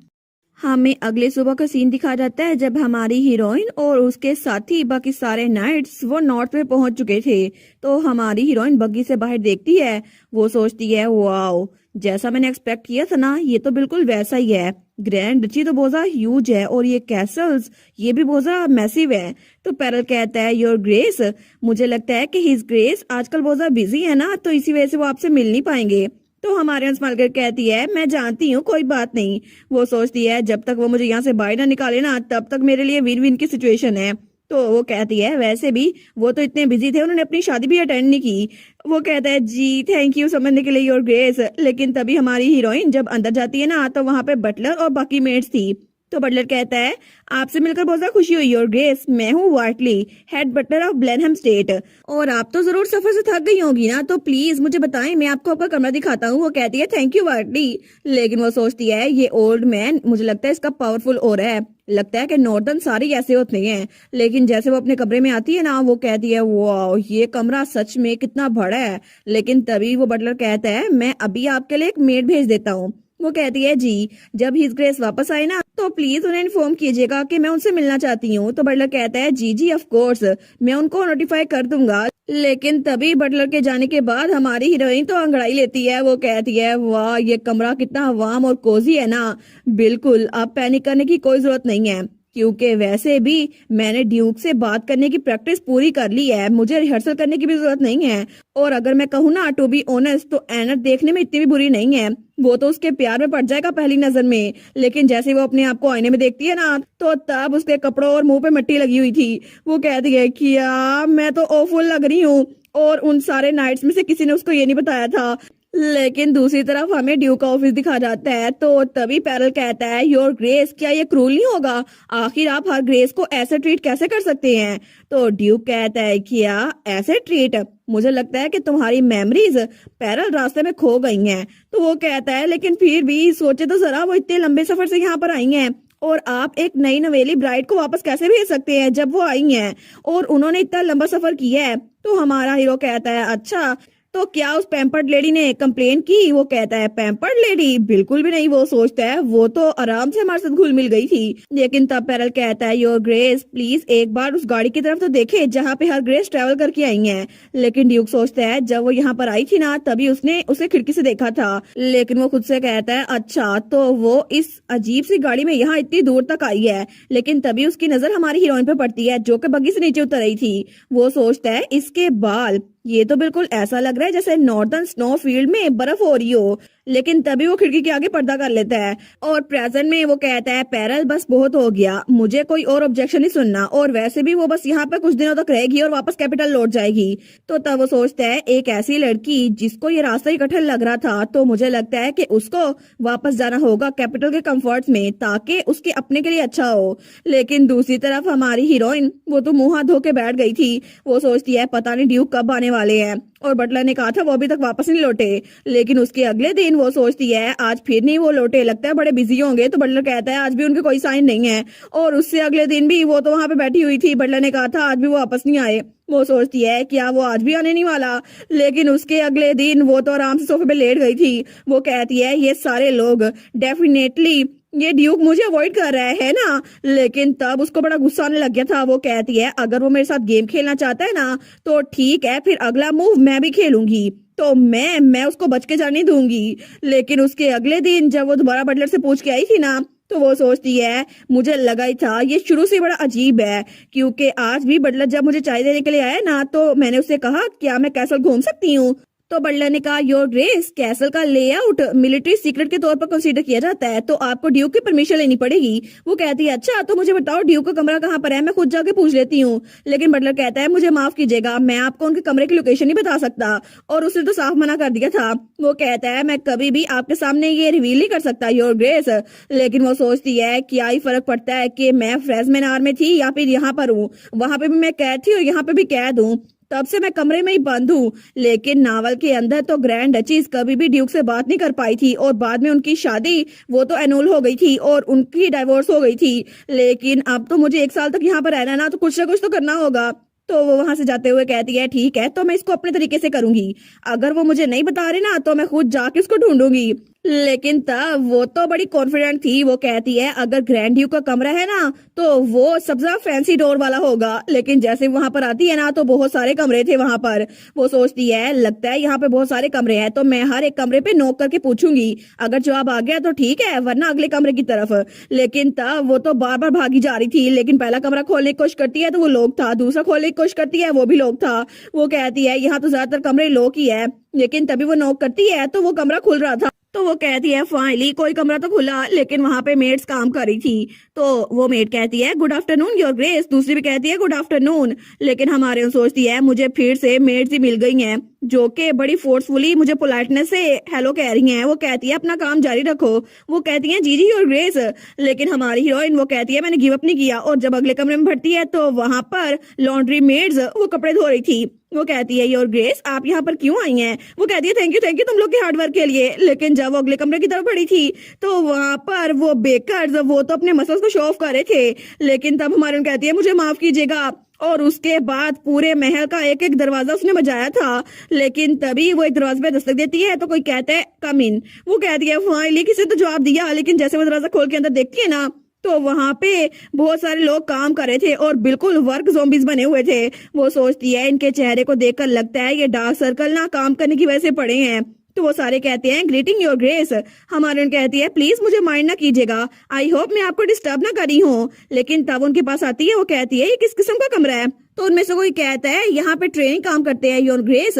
वो सोचती है ट्रेनी इंटर्न, बेसिकली ये एक तरह से अनपेड इंटर्नशिप हुई क्योंकि मैं भी तक ट्रांसमाइग्रेटर हूँ ना जो कि अनपेड इंटर्नशिप से बच के आई हूँ। लेकिन वो कहती है अच्छा तो इसका मतलब है कि आप तो कैसल के हीरोज हैं, थैंक यू सो मच आपकी सर्विस के लिए डची के लिए। तो तब वो स्माइल करते हुए कहती है मैं उम्मीद करती हूँ मैं दोबारा आपसे जरूर मिलूंगी। और उनको आंख मारती है। लेकिन तब वहां चली गई थी तो पीछे सारे हैरान रह गए थे। तो उनमें से कोई कहता है आखिर हर ग्रेस यहाँ पर पूरे के पूरे महल में यहीं पर क्यों आई है? यहाँ पे तो कभी हिज ग्रेस ड्यूक भी कदम नहीं रखते। दूसरा कहता है क्या पता कि वो कुछ ढूंढ रही हो, लेकिन क्या पता, मुझे तो खुद नहीं पता। लेकिन वहां पे जो न्यू इंटर्निस्ट थे ना वो कहते हैं हम पहली बार डचेस को देख रहे हैं, लेकिन वो तो सच में कितनी ब्यूटीफुल है ना। लेकिन दूसरी तरफ हमारा ड्यूक और उसके साथ पैरल जा रहा था। तो पैरल कहता है डचिस तो पूरे कैसल में घूमी जा रही हैं, पूरा दिन हो गया है, उन्होंने हर एक कमरा छान मारा है। कभी उनसे मेड टकराती हैं, कभी उनसे बाकी लोग टकराते हैं, लेकिन उनको आप नहीं मिले। आपको क्या लगता है कि वो यहाँ पर किस लिए आई हैं? ड्यूक कहता है शायद कोई राज पता करने के लिए। वो कहता है बिल्कुल भी नहीं, मुझे लगता है कि वो आपको ढूंढ रही है योर ग्रेस। तो ड्यूक कहता है क्या मुझे? लेकिन वो कहता है वो तो सच में बहुत ही ज्यादा जिद्दी है और बटलर ने भी कहा था कि योर ग्रेस प्लीज उनसे एक बार तो मिल ले, मेरे पास अब बिल्कुल कोई बहाना नहीं बचा। लेकिन वो सोचता है अब तो बटलर भी उसको कोई बहाना नहीं दे पा रहा। लेकिन तभी हमारी हीरोइन नीचे से भाग रही थी और ड्यूक ऊपर खड़ा हुआ था बालकनी में। लेकिन जैसे वो हमारी हीरोइन को देखते हैं ना वो सोचता है डचीज। तो तभी पैरल कहता है योर ग्रेस क्या हुआ आपको? तो तभी ड्यूक उसको चुप करवाने के लिए उसे दीवार के साथ लगा देता है। तो पैरल बेचारा तो बिल्कुल शौक रह गया था। वो कहता है योर ग्रेस। लेकिन ड्यूक तो उसको बड़ा घूर के देखता है। वो आहिस्ता आवाज में कहता है चुप, बिल्कुल चुप, उसे हमारी आवाज ना आए। लेकिन तभी वो पीछे मुड़कर देखता है तो हमारी हीरोइन वहां से जा चुकी थी। वो सोचता है लगता है उसने मुझे नहीं देखा है ना। लेकिन तभी पैरल कहता है बाय एनी चांस क्या आप चाहते हैं कि डचीज आपको ना देखें? आखिर आप उनसे मिल क्यों नहीं लेते? तो ड्यूक कहता है ये बात इतनी भी सिंपल नहीं है। वो सोचता है मैं उसको खुद ही अवॉइड कर रहा हूँ। और तब अपने हाथ को देखकर सोचता है उसके अपने लिए, क्योंकि तभी उसे याद आता है कि एक बैंक्वेट में जब वो वहां टेरेस पे खड़ा हुआ था ना तभी उसके हाथ कांप रहे थे क्योंकि उसके सामने एक लड़की बेहोश पड़ी थी क्योंकि उसने उसके साथ हाथ मिलाया था। लेकिन तभी वो अपनी मुट्ठी बंद करता है। वो सोचता है बिल्कुल मैं उसको नुकसान नहीं पहुंचाना चाहता, बस मैं उसको देखे बगैर उसे डिवोर्स दे दूंगा। इसीलिए मैं नहीं चाहता कि उसको पूरी उम्र पछताना पड़े और मेरी वजह से वो बीमार पड़ जाए। और अगर मैंने उससे मुलाकात कर ली ना तो उसे पता चल जाएगा कि मैं कितना टेरिबल इंसान हूँ। लेकिन तब हमें अगले दिन का सीन दिखा रहता है जब वहां पे बर्फबारी हो रही थी। लेकिन हमारी हीरोइन तो उसके हाथ कांप रहे थे और वो बाहर बैठ के चाय पी रही थी। लेकिन तभी उसको छींक आती है। तो तब उसके साथ एक नाइट भी खड़ा हुआ था। वो उसको शॉल देते हुए कहता है बस कर दे डचीज, 3 घंटे हो गए हैं कि आप वापस नहीं जा सकती? वो कहती है बिल्कुल भी नहीं, क्योंकि जब तक तुम मुझ पे नजर रख रहे हो ना मैं इस ग्रेस को ढूंढ नहीं सकती, इसी वजह से मैं यहाँ पे इंतजार कर रही हूँ। वो कहता है वेल ये बात। तो हमारे उन कहती है लेकिन कम अज कम मुझे एक हिंट तो मिल सकता है ना, मैं नहीं चाहती कि इस तरह सफर करूँ। वो कहता है मुझे माफ कीजिएगा, मैं आपको बता नहीं सकता ड्यूक का कमरा कहाँ पर है, और इसके अलावा वो आज आपसे मिल नहीं सकते। तो हमारी कहती है क्यों? क्योंकि मैं यहाँ पे बैठी हुई हूँ। लेकिन उस बेचारे नाइट को तो पसीना आ रहा था। वो कहती है मैं समझ गई, लेकिन वो दिल में सोचती है कितना बदतमीज है ये ड्यूक, आखिर बार बार मुझे अवॉइड क्यों कर रहा है। लेकिन वो दिल में सोचती है फिर भी एक ही बार मुझसे मिल लेना, उससे बात ही तो करनी है कि मुझे 1 साल तक यहाँ पे रहने दे, उसके अलावा और क्या ही बात होगी। क्योंकि ओरिजिनल स्टोरी में मार्क्वेस ने अचानक बगावत कर दी थी और उसकी वजह से वो मर गए थे। लेकिन मैं सच में मरना नहीं चाहती, इसी वजह से मैं चाहती हूँ कि ग्रैंड डचीज बनकर अपनी जिंदगी गुजार सकूं कम से कम 1 साल के लिए, और मैं बस खामोश रहूंगी, बैकग्राउंड में ब्लेंड हो जाऊंगी, और उसके बाद वो जब मुझे डाइवोर्स देगा ना तो मैं कहीं दूर, बहुत दूर चली जाऊंगी। लेकिन तब वो बड़ी उदास हो गई थी। वो सोचती है फिर भी ये सब कुछ करने के लिए पहले मुझे उस आदमी से मिलना पड़ेगा। तो वो नाइट भी उदास हो गया था। वो सोचता है लगता है ये हिज ग्रेस के बारे में सोच रही है। वो कहता है योर ग्रेस, अगर आप चाहें तो मैं आपको टोमेटो स्टू वाली जगह पर लेके जा सकता हूँ। वो कहती है टोमेटो स्टू? उसके मुंह में तो पानी आ गया था। वो कहता है जी जी बिल्कुल, ब्लेनहम स्टाइल का टोमेटो स्टू टाउन में बहुत ज्यादा फेमस है, आप उसको एंजॉय करेंगी। तो क्या आउटिंग के लिए चलेंगी? वो कहती है बिल्कुल आउटिंग, फिर तो मैं चलूंगी, मुझे लगता है कि थोड़ी सी शॉपिंग भी अच्छी रहेगी। वो कहता है मुझे लगा ही था इससे आपका मूड अच्छा हो जाएगा। तो हमारे उन कहती है तो फिर ड्यूक जो के वेस्ट विंग के 3rd फ्लोर पे लास्ट चैम्बर में है उनको इनवाइट करें। वो कहता है जी जी ये तो वंडरफुल लग रहा है, लेकिन तभी वो फ्रीज हो गया था। वो कहता है जी, लेकिन हमारी हीरोइन बड़ी भयानक सी स्माइल करते हुए कहती है अच्छा तो ड्यूक का कमरा वहीं पर है, मैंने सही गैस किया था। वो कहता है माय लेडी, लेकिन हमारी हीरोइन सोचती है आखिर मुझे पता कैसे चला कि ग्रैंड ड्यूक का कमरा कौन सा है। वेल ये तो मेरी डिटेक्टिव पावर्स की वजह से था ना, क्योंकि एक ही रीजन होगी कि मैं इतनी ठंड में यहाँ बाहर बैठी चाय पी रही हूँ। मास्टर ऑफ कैसल कभी भी कोई ऐसा कमरा नहीं लेगा जहाँ पे गार्डन का व्यू नजर ना आए, इसी वजह से वो जरूर इन्हीं कमरों में से किसी पर होगा। लेकिन अगर उन्होंने मुझे वो कमरा दिया है जो कि 2nd फ्लोर पर ईस्ट विंग में है ना, तो जरूर उसका कमरा 3rd फ्लोर पर होगा और सबसे ज्यादा दूर होगा मेरे कमरे से, यानी कि वेस्ट विंग में। तो तब वहां पर देखती है, वो सोचती है फिर भी तब से मैं यहाँ पे बैठी हुई हूँ, कमरे में कोई हलचल ही नहीं हुई, क्या सच में उसका कमरा है? मैं भी मुझे कहीं और जाना चाहिए। लेकिन तभी उसकी नजर ऊपर पड़ती है। वो कहती है क्या? तो तभी ड्यूक वो पर्दा पीछे करते हुए बाहर देख रहा था। वो सोचती है क्या ये सच में ड्यूक है? लेकिन तभी ड्यूक की नजर भी उस पर पड़ती है, तो तभी वो पर्दा बराबर कर लेता है। वो सोचती है ओ माय गॉड, मुझे कोई गलती नहीं हुई थी, ये सच में ड्यूक ही था, डेफिनेटली वही था। लेकिन तब ड्यूक बेचारा, उसका कमरा दिखाया जाता है तो वो तो अपना दिल पकड़ के खड़ा हुआ था, उसका दिल तो बहुत ज्यादा धड़क रहा था। वो सोचता है सच में हमारी आंखें टकराई, लेकिन उसने पक्का मुझे पहचाना तो नहीं होगा ना। लेकिन आखिर क्यों? वो सोचता है वो तो बाहर बैठी बिल्कुल किसी चूजे की तरह लग रही थी, लेकिन अगर उसे ठंड लग गई तो फिर वो तो बीमार पड़ जाएगी ना, और उसको हमारी हीरोइन की टेंशन हो रही थी। वो सोचता है वो नाइट नॉटन क्या डचिस की सही से देखभाल नहीं कर रहा, आखिर वो कोर्ट में उसको बाहर क्यों बिठाई हुए है। लेकिन तब वो सोचता है मैं आखिर इस बारे में क्यों सोच रहा हूँ। वो कहता है मैं क्या ही करूँ, मुझे क्या फर्क पड़ता है वो बीमार हो या सही रहे। लेकिन तब वो खुद को तसल्ली देते हुए कहता है एक बीमार लेडी मेरे लिए मसला खड़ा करेगी, इसलिए मैं बस उसकी तरफ थोड़े और सर्वेंट्स भेज दूंगा। लेकिन तब वो बेचारा उसके बारे में सोचते हुए ब्लश कर रहा था। वो कहता है चाहे कुछ भी हो जाए वो तो बड़ी ट्रबलसम वुमेन है। लेकिन तब हमें थोड़ी देर बाद वहां का डिस्ट्रिक्ट दिखाया जाता है। तो तब वो नाइट कहता है ये नॉर्थ का सबसे लार्जेस्ट डिस्ट्रिक्ट है, और तब वो बगे से नीचे उतरती है। वो कहता है इसको गोल्ड रेन भी कहते हैं। हमारी कहती है वाओ। वो कहती है ये तो ब्लाइंडिंग है कि सच में असल गोल्ड है। वो कहता है ये लीफलेट है जो कि सरप्लस गोल्ड से बने हैं, बेरहम रेंज माइन से। वो सोचती है सच में ये लोग तो इतने अमीर है, स्ट्रीट पे भी गोल्ड लगाया हुआ है। लेकिन जब मेरे डैड कह रहे थे ना कि ये बड़ा अमीर है, तो इसका मतलब है कि ड्यूक सच में बड़ा अमीर है। लेकिन फिर भी मेरी शादी के लिए उन्हें 500 दानिश भेजे थे। लेकिन वो सोचती है फिर भी मैं क्या करूं, थोड़ी देर पहले जब मैं जाने लगी थी ना, तो इस नाइट ने मेरे पाँव पकड़ लिए थे कि प्लीज रुक जाए माय लेडी, और तब मैंने इसकी बात मान ली थी। लेकिन तब वो कहती है एनीवेज यहाँ पे सबसे ज्यादा फेमस शॉप कौन सी है? तो वो कहता है वेल यहाँ पे दुकानें इतनी ज्यादा फेमस नहीं है, और वैसे भी हम नॉर्थ के लोगों को ज्यादा ट्रेंड्स को फॉलो करना अच्छा नहीं लगता, और लाइंस में खड़ा होना बिल्कुल भी नहीं। हमारे कहती है अच्छा ये बात है। लेकिन वो सोचती है इसका मतलब है कि यहाँ पर शॉपिंग का इतना जरा कोई मजा नहीं आएगा, और वहाँ पे जो बोर्ड लगा था ना वो भी ऊपर की तरफ था। वो सोचती है अगर मुझे पता नहीं चलेगा दुकान का नाम क्या है तो मुझे पता कैसे चलेगा क्या बेच रहे हैं ये, और ऊपर तो बोर्ड ऐसे लगाया हुआ है जैसे हवा में से उड़ के कोई आएगा इनसे शॉपिंग करने के लिए। लेकिन तब वो थोड़ी सी खुश हो गई थी। वो सोचती है फिर भी चलो विंडो शॉपिंग की सही कर तो लेती हूँ मैं।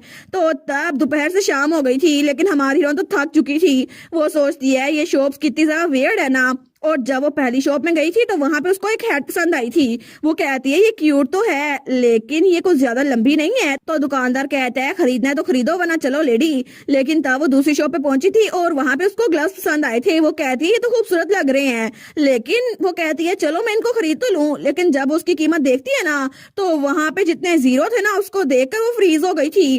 वो सोचती है इसको खरीदने के लिए तो मुझे अपना घर बेचना पड़ेगा, ये इतना महंगा है। तो दुकानदार कहता है अगर खरीदना है तो खरीदो वरना बाहर निकलो लेडी। तो तब वो बेचारी तो बड़ी उदास हो गई थी। वो सोचती है यहाँ पर तो हर चीज बहुत ही ज्यादा महंगी है, ऊपर से दुकानदार भी कितने रूड है ना। लेकिन तब वो नाइट कहता है और ग्रेस आप ठीक तो है ना। वो सोचती है चलो कोई बात नहीं, मुझे पता है कि नॉर्थ के लोगों को मैं पसंद नहीं हूँ लेकिन कम से कम अपने कस्टमर के साथ फ्रेंडली तो हो ही सकते हैं ना। तो तब हमारी हीरोइन कहती है मैं थोड़ा सा थक गई हूँ तो क्या हम लोग जाके खाना खा सकते हैं। वो कहता है फिर मैंने आपको जो टोमेटो स्टू मेंशन किया था वो लेके जाऊं, यहाँ करीब भी एक इन है जो कि सर लियोन के पेरेंट्स चलाते हैं। वो कहती है सर लियोन के पेरेंट्स। तो तब उसे याद आता है वो नाइट तो वही था जिसके ऑरेंज बाल थे और तब उसके साथी ने कहा था इसके पेरेंट्स का इन बड़ा मशहूर है क्योंकि वहाँ पर इनका टोमेटो स्टू बड़ा बिकता है।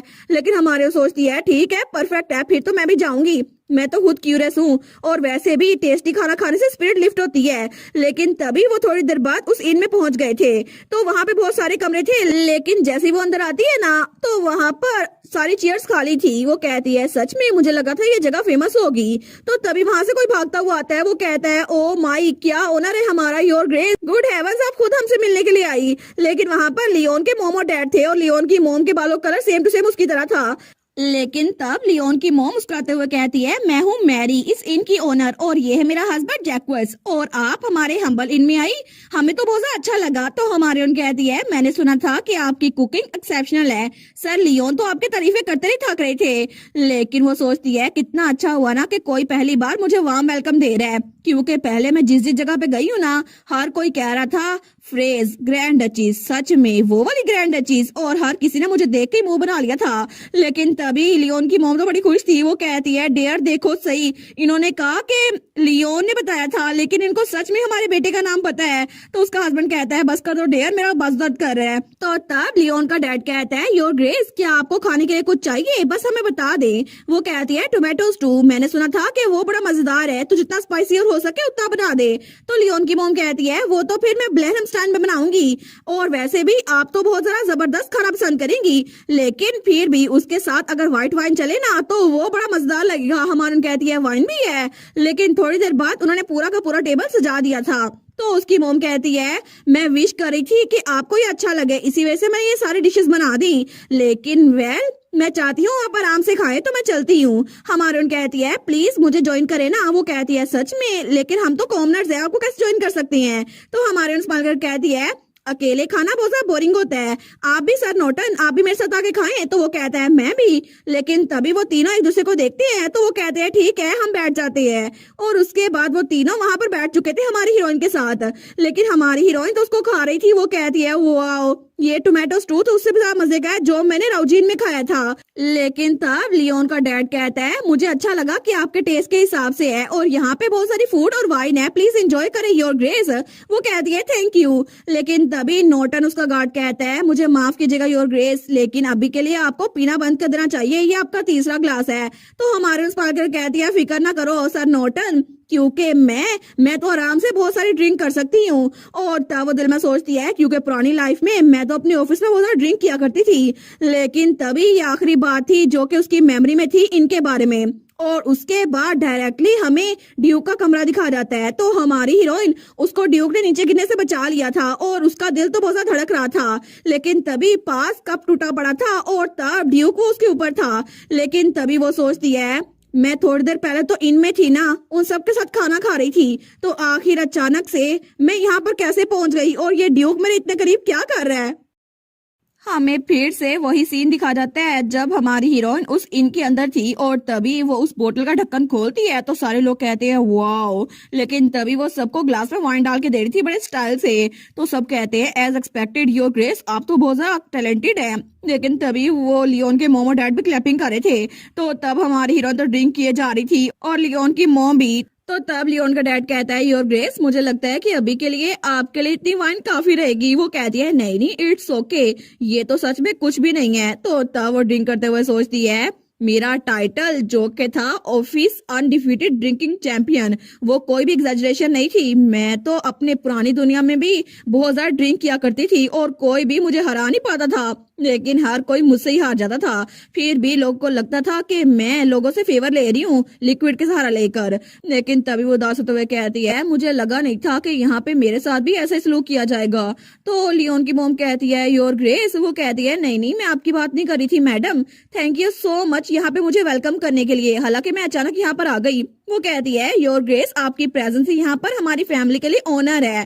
तो तब लियोन का डैड भी कहता है, जी जी बिल्कुल, हम आखिर आपको क्यों ना पसंद करेंगे, आप भी तो हमारी तरह एक नॉर्दर्न ही है ना, क्योंकि अब आप यहाँ की डचेस बन चुकी हैं। तो हमारून कहती है, सच्ची, अब मैं भी एक नॉर्दर्न हूँ। वो कहता है, जी बिल्कुल, आप ब्लेनहम ग्रैंड डचीज हैं, तो आपको हर कोई पसंद करेगा, और जब लोगों को पता चलेगा ना आप कितनी ज्यादा अच्छी हैं, तो सबका दिल आपकी तरफ खिल जाएगा।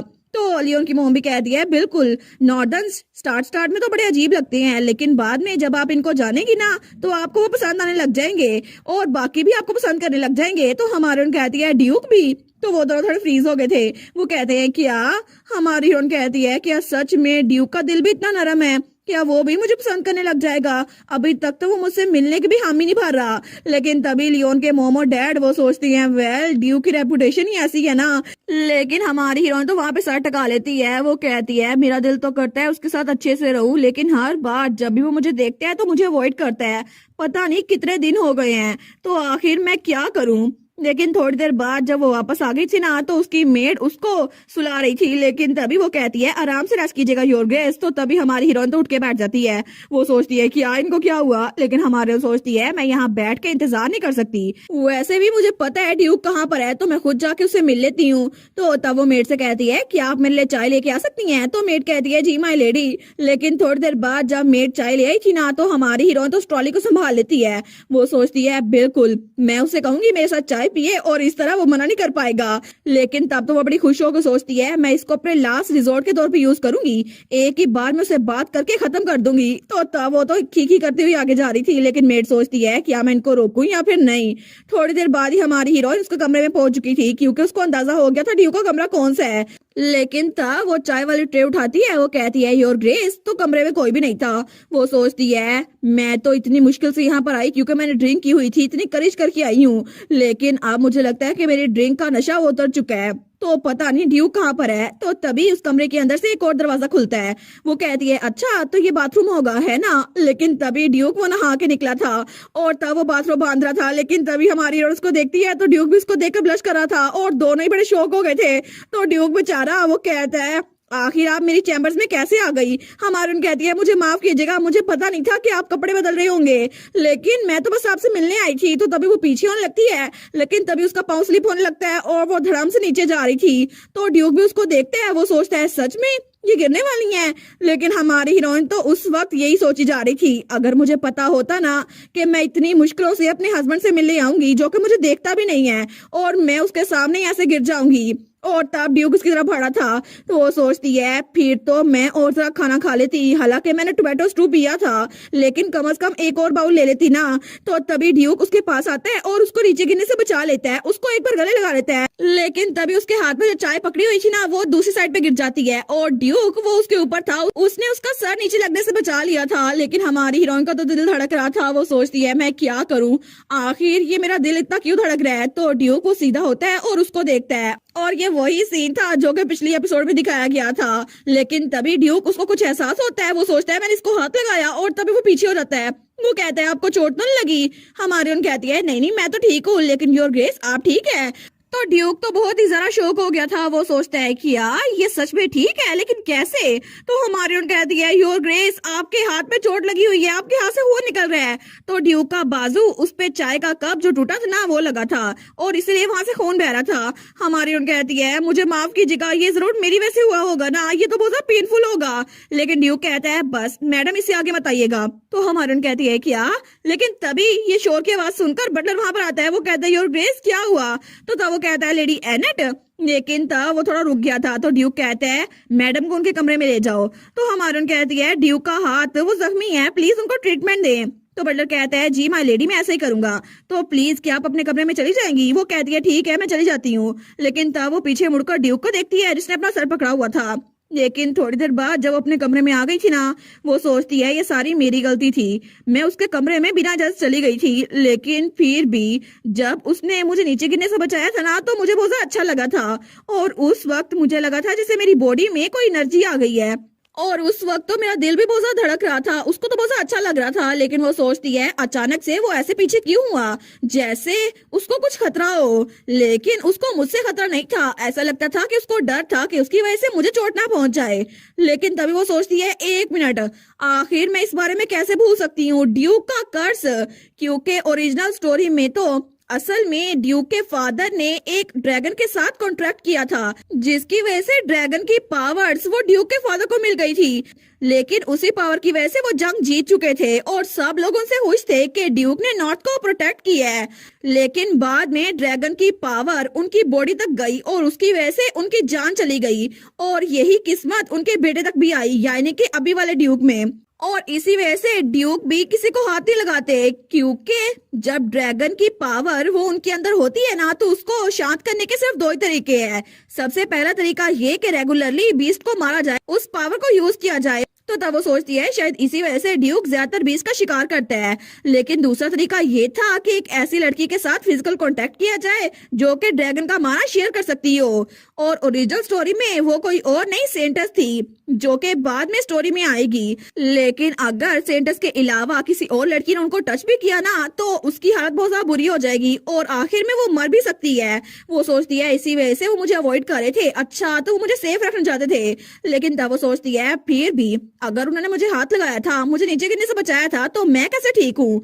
और तभी हमें अगले सुबह का सीन दिखा रहता है और ड्यू का कमरा, वो तो वहां पे आराम सोया हुआ था। लेकिन तभी उसकी आंख खुलती है तो वो कहता है कि यार सच में, तो वो उठ के बैठता है। वो सोचता है आज रात मैं तो बिल्कुल आराम सोया था बिना एक बार भी उठे, लेकिन कैसे, मैं तो हमेशा पूरी रात करवटें बदलता रहता हूँ, मुझे तो कभी आराम से नींद नहीं आई, क्या ऐसा हो सकता है।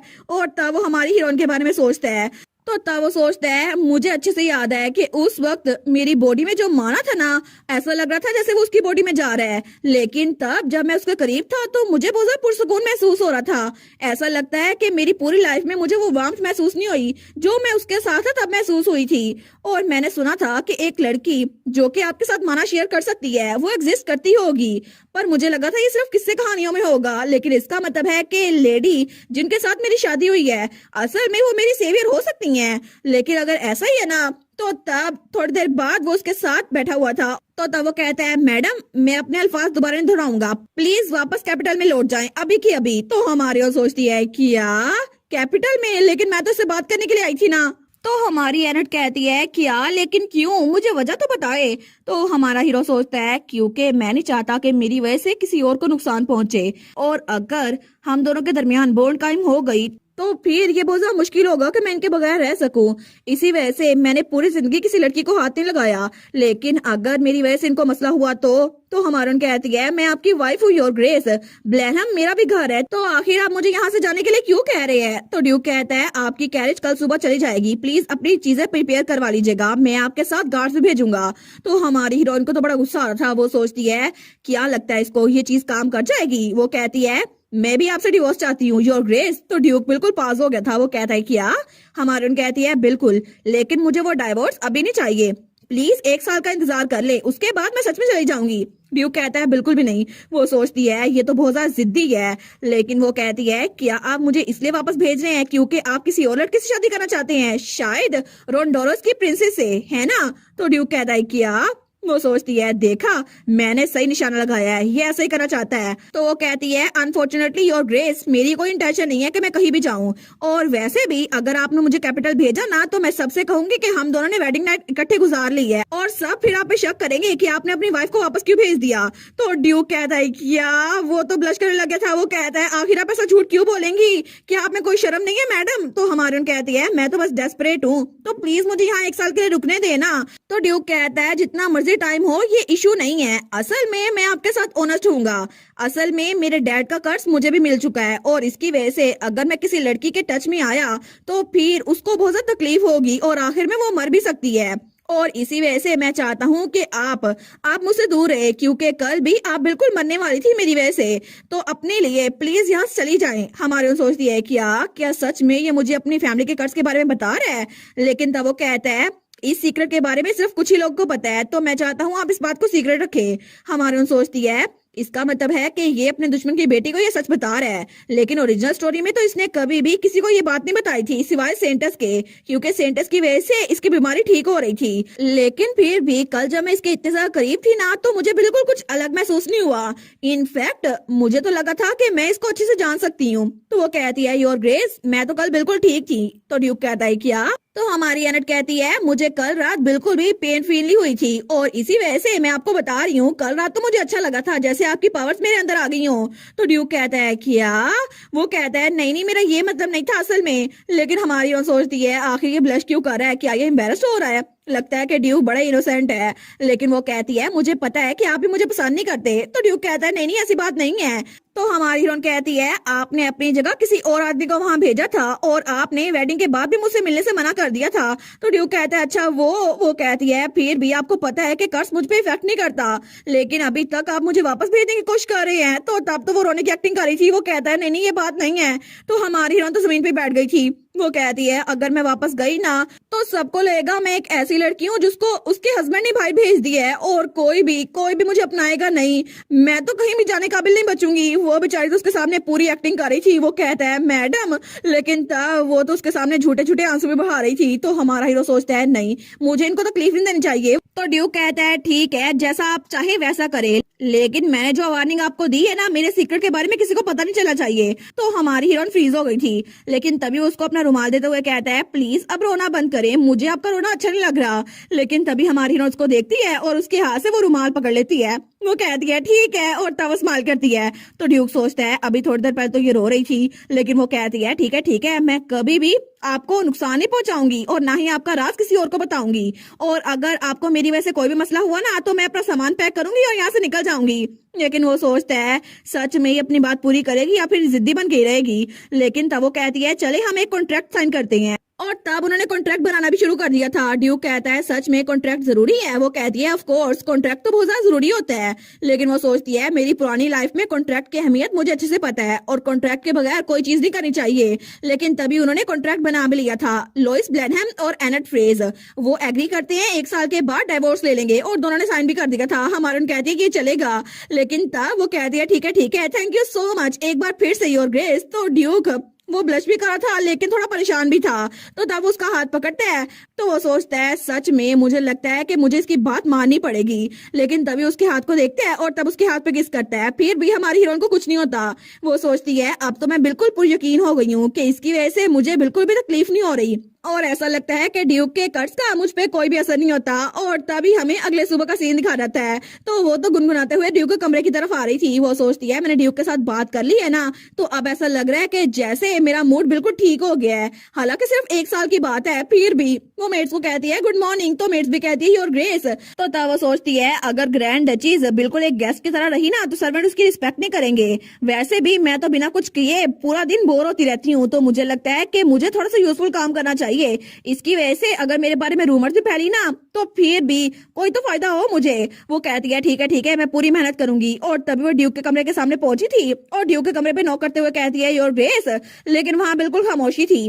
वो सोचती है कि यार ये जवाब क्यों नहीं दे रहा। लेकिन तभी जल्दी से दरवाजा खुलता है। वो कहती है कि यार, तो तब ड्यूक भागता हुआ आता है, दरवाजा खोलता है। वो कहता है मैडम। लेकिन हमारी उन कहती है गुड मॉर्निंग योर ग्रेस। वो कहता है आप यहाँ पर सुबह सुबह क्या कर रही हैं? तो वो उसको इग्नोर करके वहां जाने लगती है। वो कहती है असल में मैं चाहती हूँ कि हम दोनों इकट्ठे ब्रेकफास्ट करें, प्लीज मुझे माफ कीजिएगा। लेकिन तब वो अंदर आके कहती है ओ नो, मुझे लगता है मैं साथ जल्दी आ गई, मैं तो बड़ी रूड थी। वो सोचता है देखो सही मेरे कमरे में घुस के मुझे बातें सुना रही है। लेकिन वो कहता है कोई बात नहीं। तो हमारे उन कहती है कि आप अपना क्रेविट ठीक करने की कोशिश कर रहे थे, मैं आपकी हेल्प कर सकती हूँ, और ये बिल्कुल किसी टाई की तरह था। वो कहता है नहीं नहीं, ये बिल्कुल भी जरूरी नहीं है। तो हमारी हीरोइन सोचती है जरूरी नहीं है, लेकिन तभी वो कहती है मैं इसमें बहुत ज्यादा अच्छी हूँ और बिल्कुल किसी तलवार की तरह उस पर वार करने के लिए तैयार थी। तो ड्यूक ने भी शील्ड पकड़ी हुई थी। वो कहता है बिल्कुल भी नहीं, मैं इसको खुद ट्राई कर सकता हूँ। तो हमारी उन कहती है फिर भी मैं इसमें बहुत ज्यादा अच्छी हूँ, मुझे ट्राई तो करने दे। तो ड्यूक कहता है मैंने कहा ना मैं बिल्कुल ठीक हूँ, और उसने एक बार फिर से शील्ड कर ली थी। तो हमारी हीरोइन पपी आइज बना के कहती है प्लीज मैं एक बार ट्राई करना चाहती हूँ।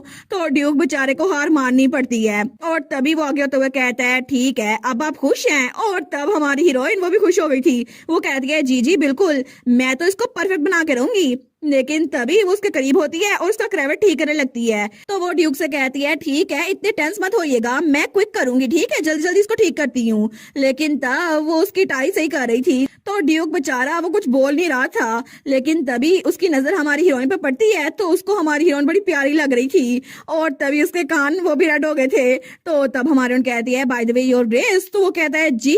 तो वो थोड़ा फ्लिंच करता है। वो कहती है आखिर कब तक आप मुझे मैडम कह के बुलाने वाले हैं। तो ड्यूक कहता है फिर मैं आपको क्या कह के बुलाऊं। और तब भी उसके कान रेड हो गए थे। तो हमारे उन कहती है आप मुझे माई लेडी कह सकते हैं ना, मैं आपकी वाइफ हूँ आफ्टर ऑल। तो ड्यूक कहता है अच्छा ये तो कुछ ज्यादा।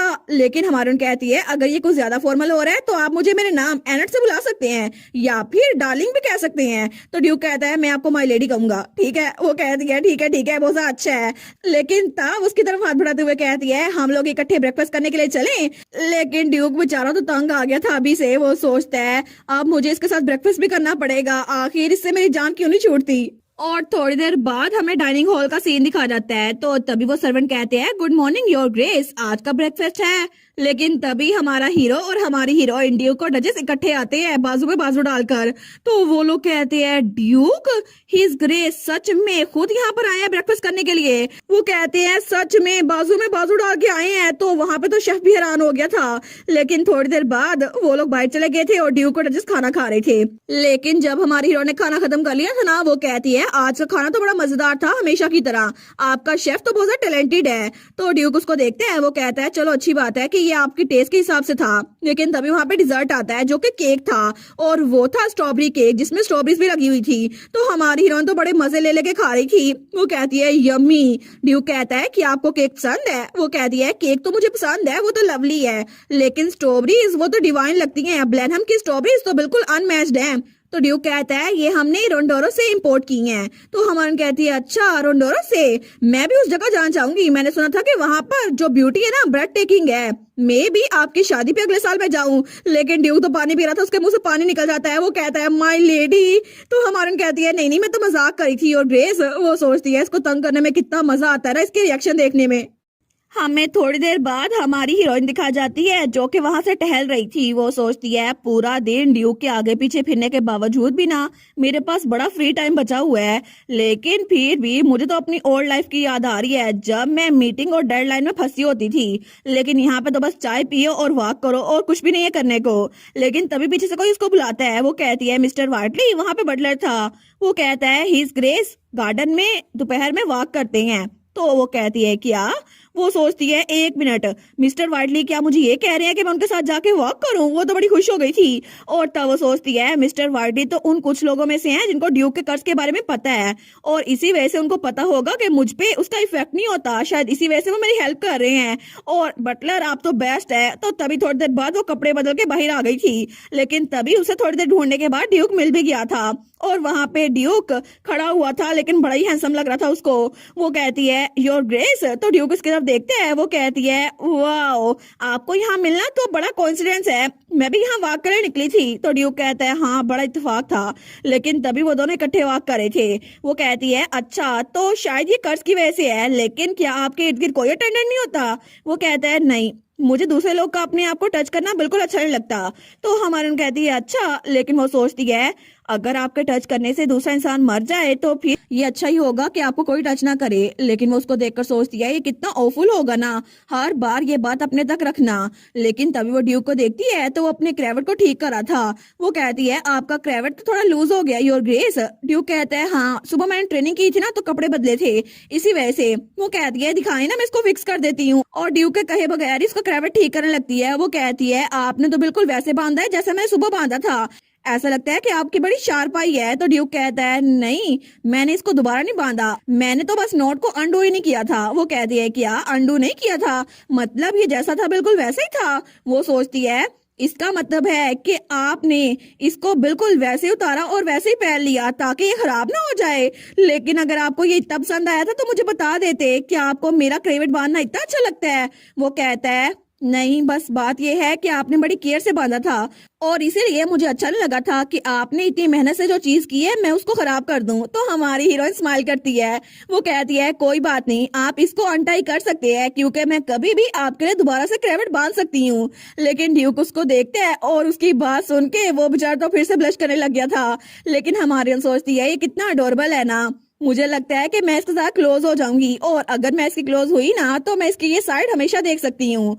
और तब रात के वक्त वो फिर से ड्यू के कमरे के बाहर पहुंच चुकी थी और तब ड्यू के कमरे में दस्तक देती है। वो सोचती है अब से मैं रोजाना ड्यू को 3 बार विजिट किया करूंगी। वो कहती है योर ग्रेस क्या आप सो गए हैं? लेकिन तभी अंदर से किस चीज के क्रैश करने की आवाज आती है। वो सोचती है एक बार फिर से कोई चीज गिर गई और नेस्टली मुझे लगता है अगर यहाँ पे कोई सर्वेंट होता ना तो जरा इजी रह जाता।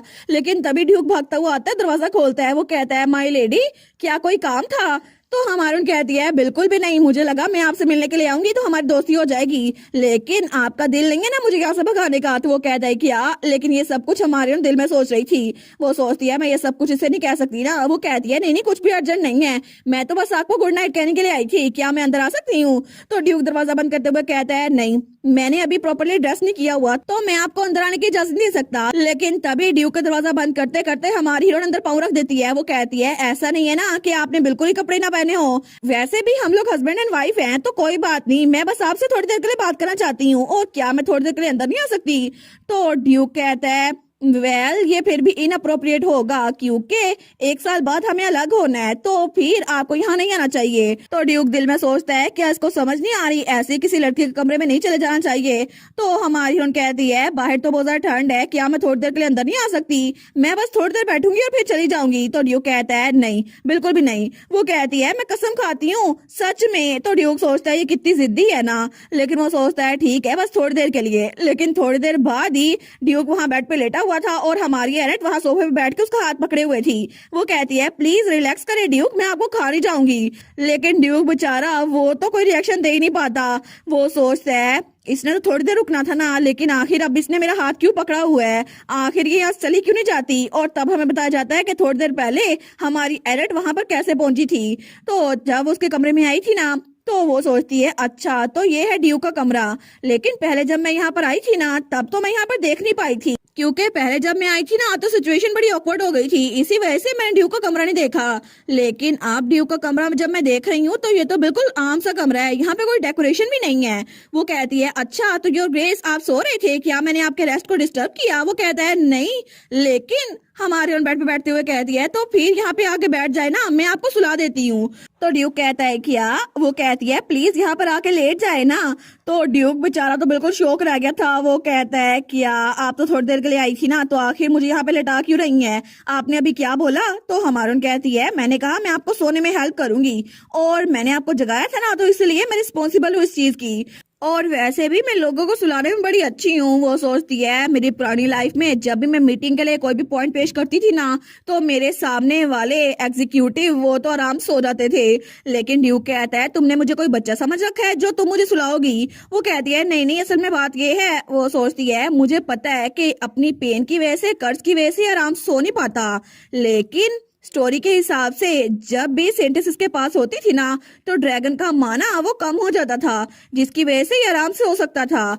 लेकिन इसका मतलब है अगर मैं इसको थोड़ा सा भी टच करूंगी ना तो ये आराम से सो सकता है क्योंकि इसकी बॉडी से ड्रैगन का माना थोड़ा थोड़ा करके गायब हो जाएगा। लेकिन नावल के हिसाब से तो मुझे यही याद था, इसी वजह से आज पूरा दिन बहाने बहाने से मैं इसको टच करती रही थी, इसी वजह से इसकी पेन तो कम हो गई होगी। लेकिन ऑनेस्टली पूरा दिन ये सब कुछ करने के बावजूद भी मुझे कुछ नहीं हुआ, इसका तो साफ मतलब है कि मेरी वजह से ये कंफर्टेबल हो सकता है और मुझे बिल्कुल भी तकलीफ नहीं होगी। लेकिन ड्यूक तो उसको घूरी जा रहा था। तो वो सोचती है इसने मुझे इस महल में 1 साल के लिए रुकने की इजाजत दे दी है इसकी काइंडनेस की वजह से, तो मैं इसका फेवर रिपे करना चाहती हूँ।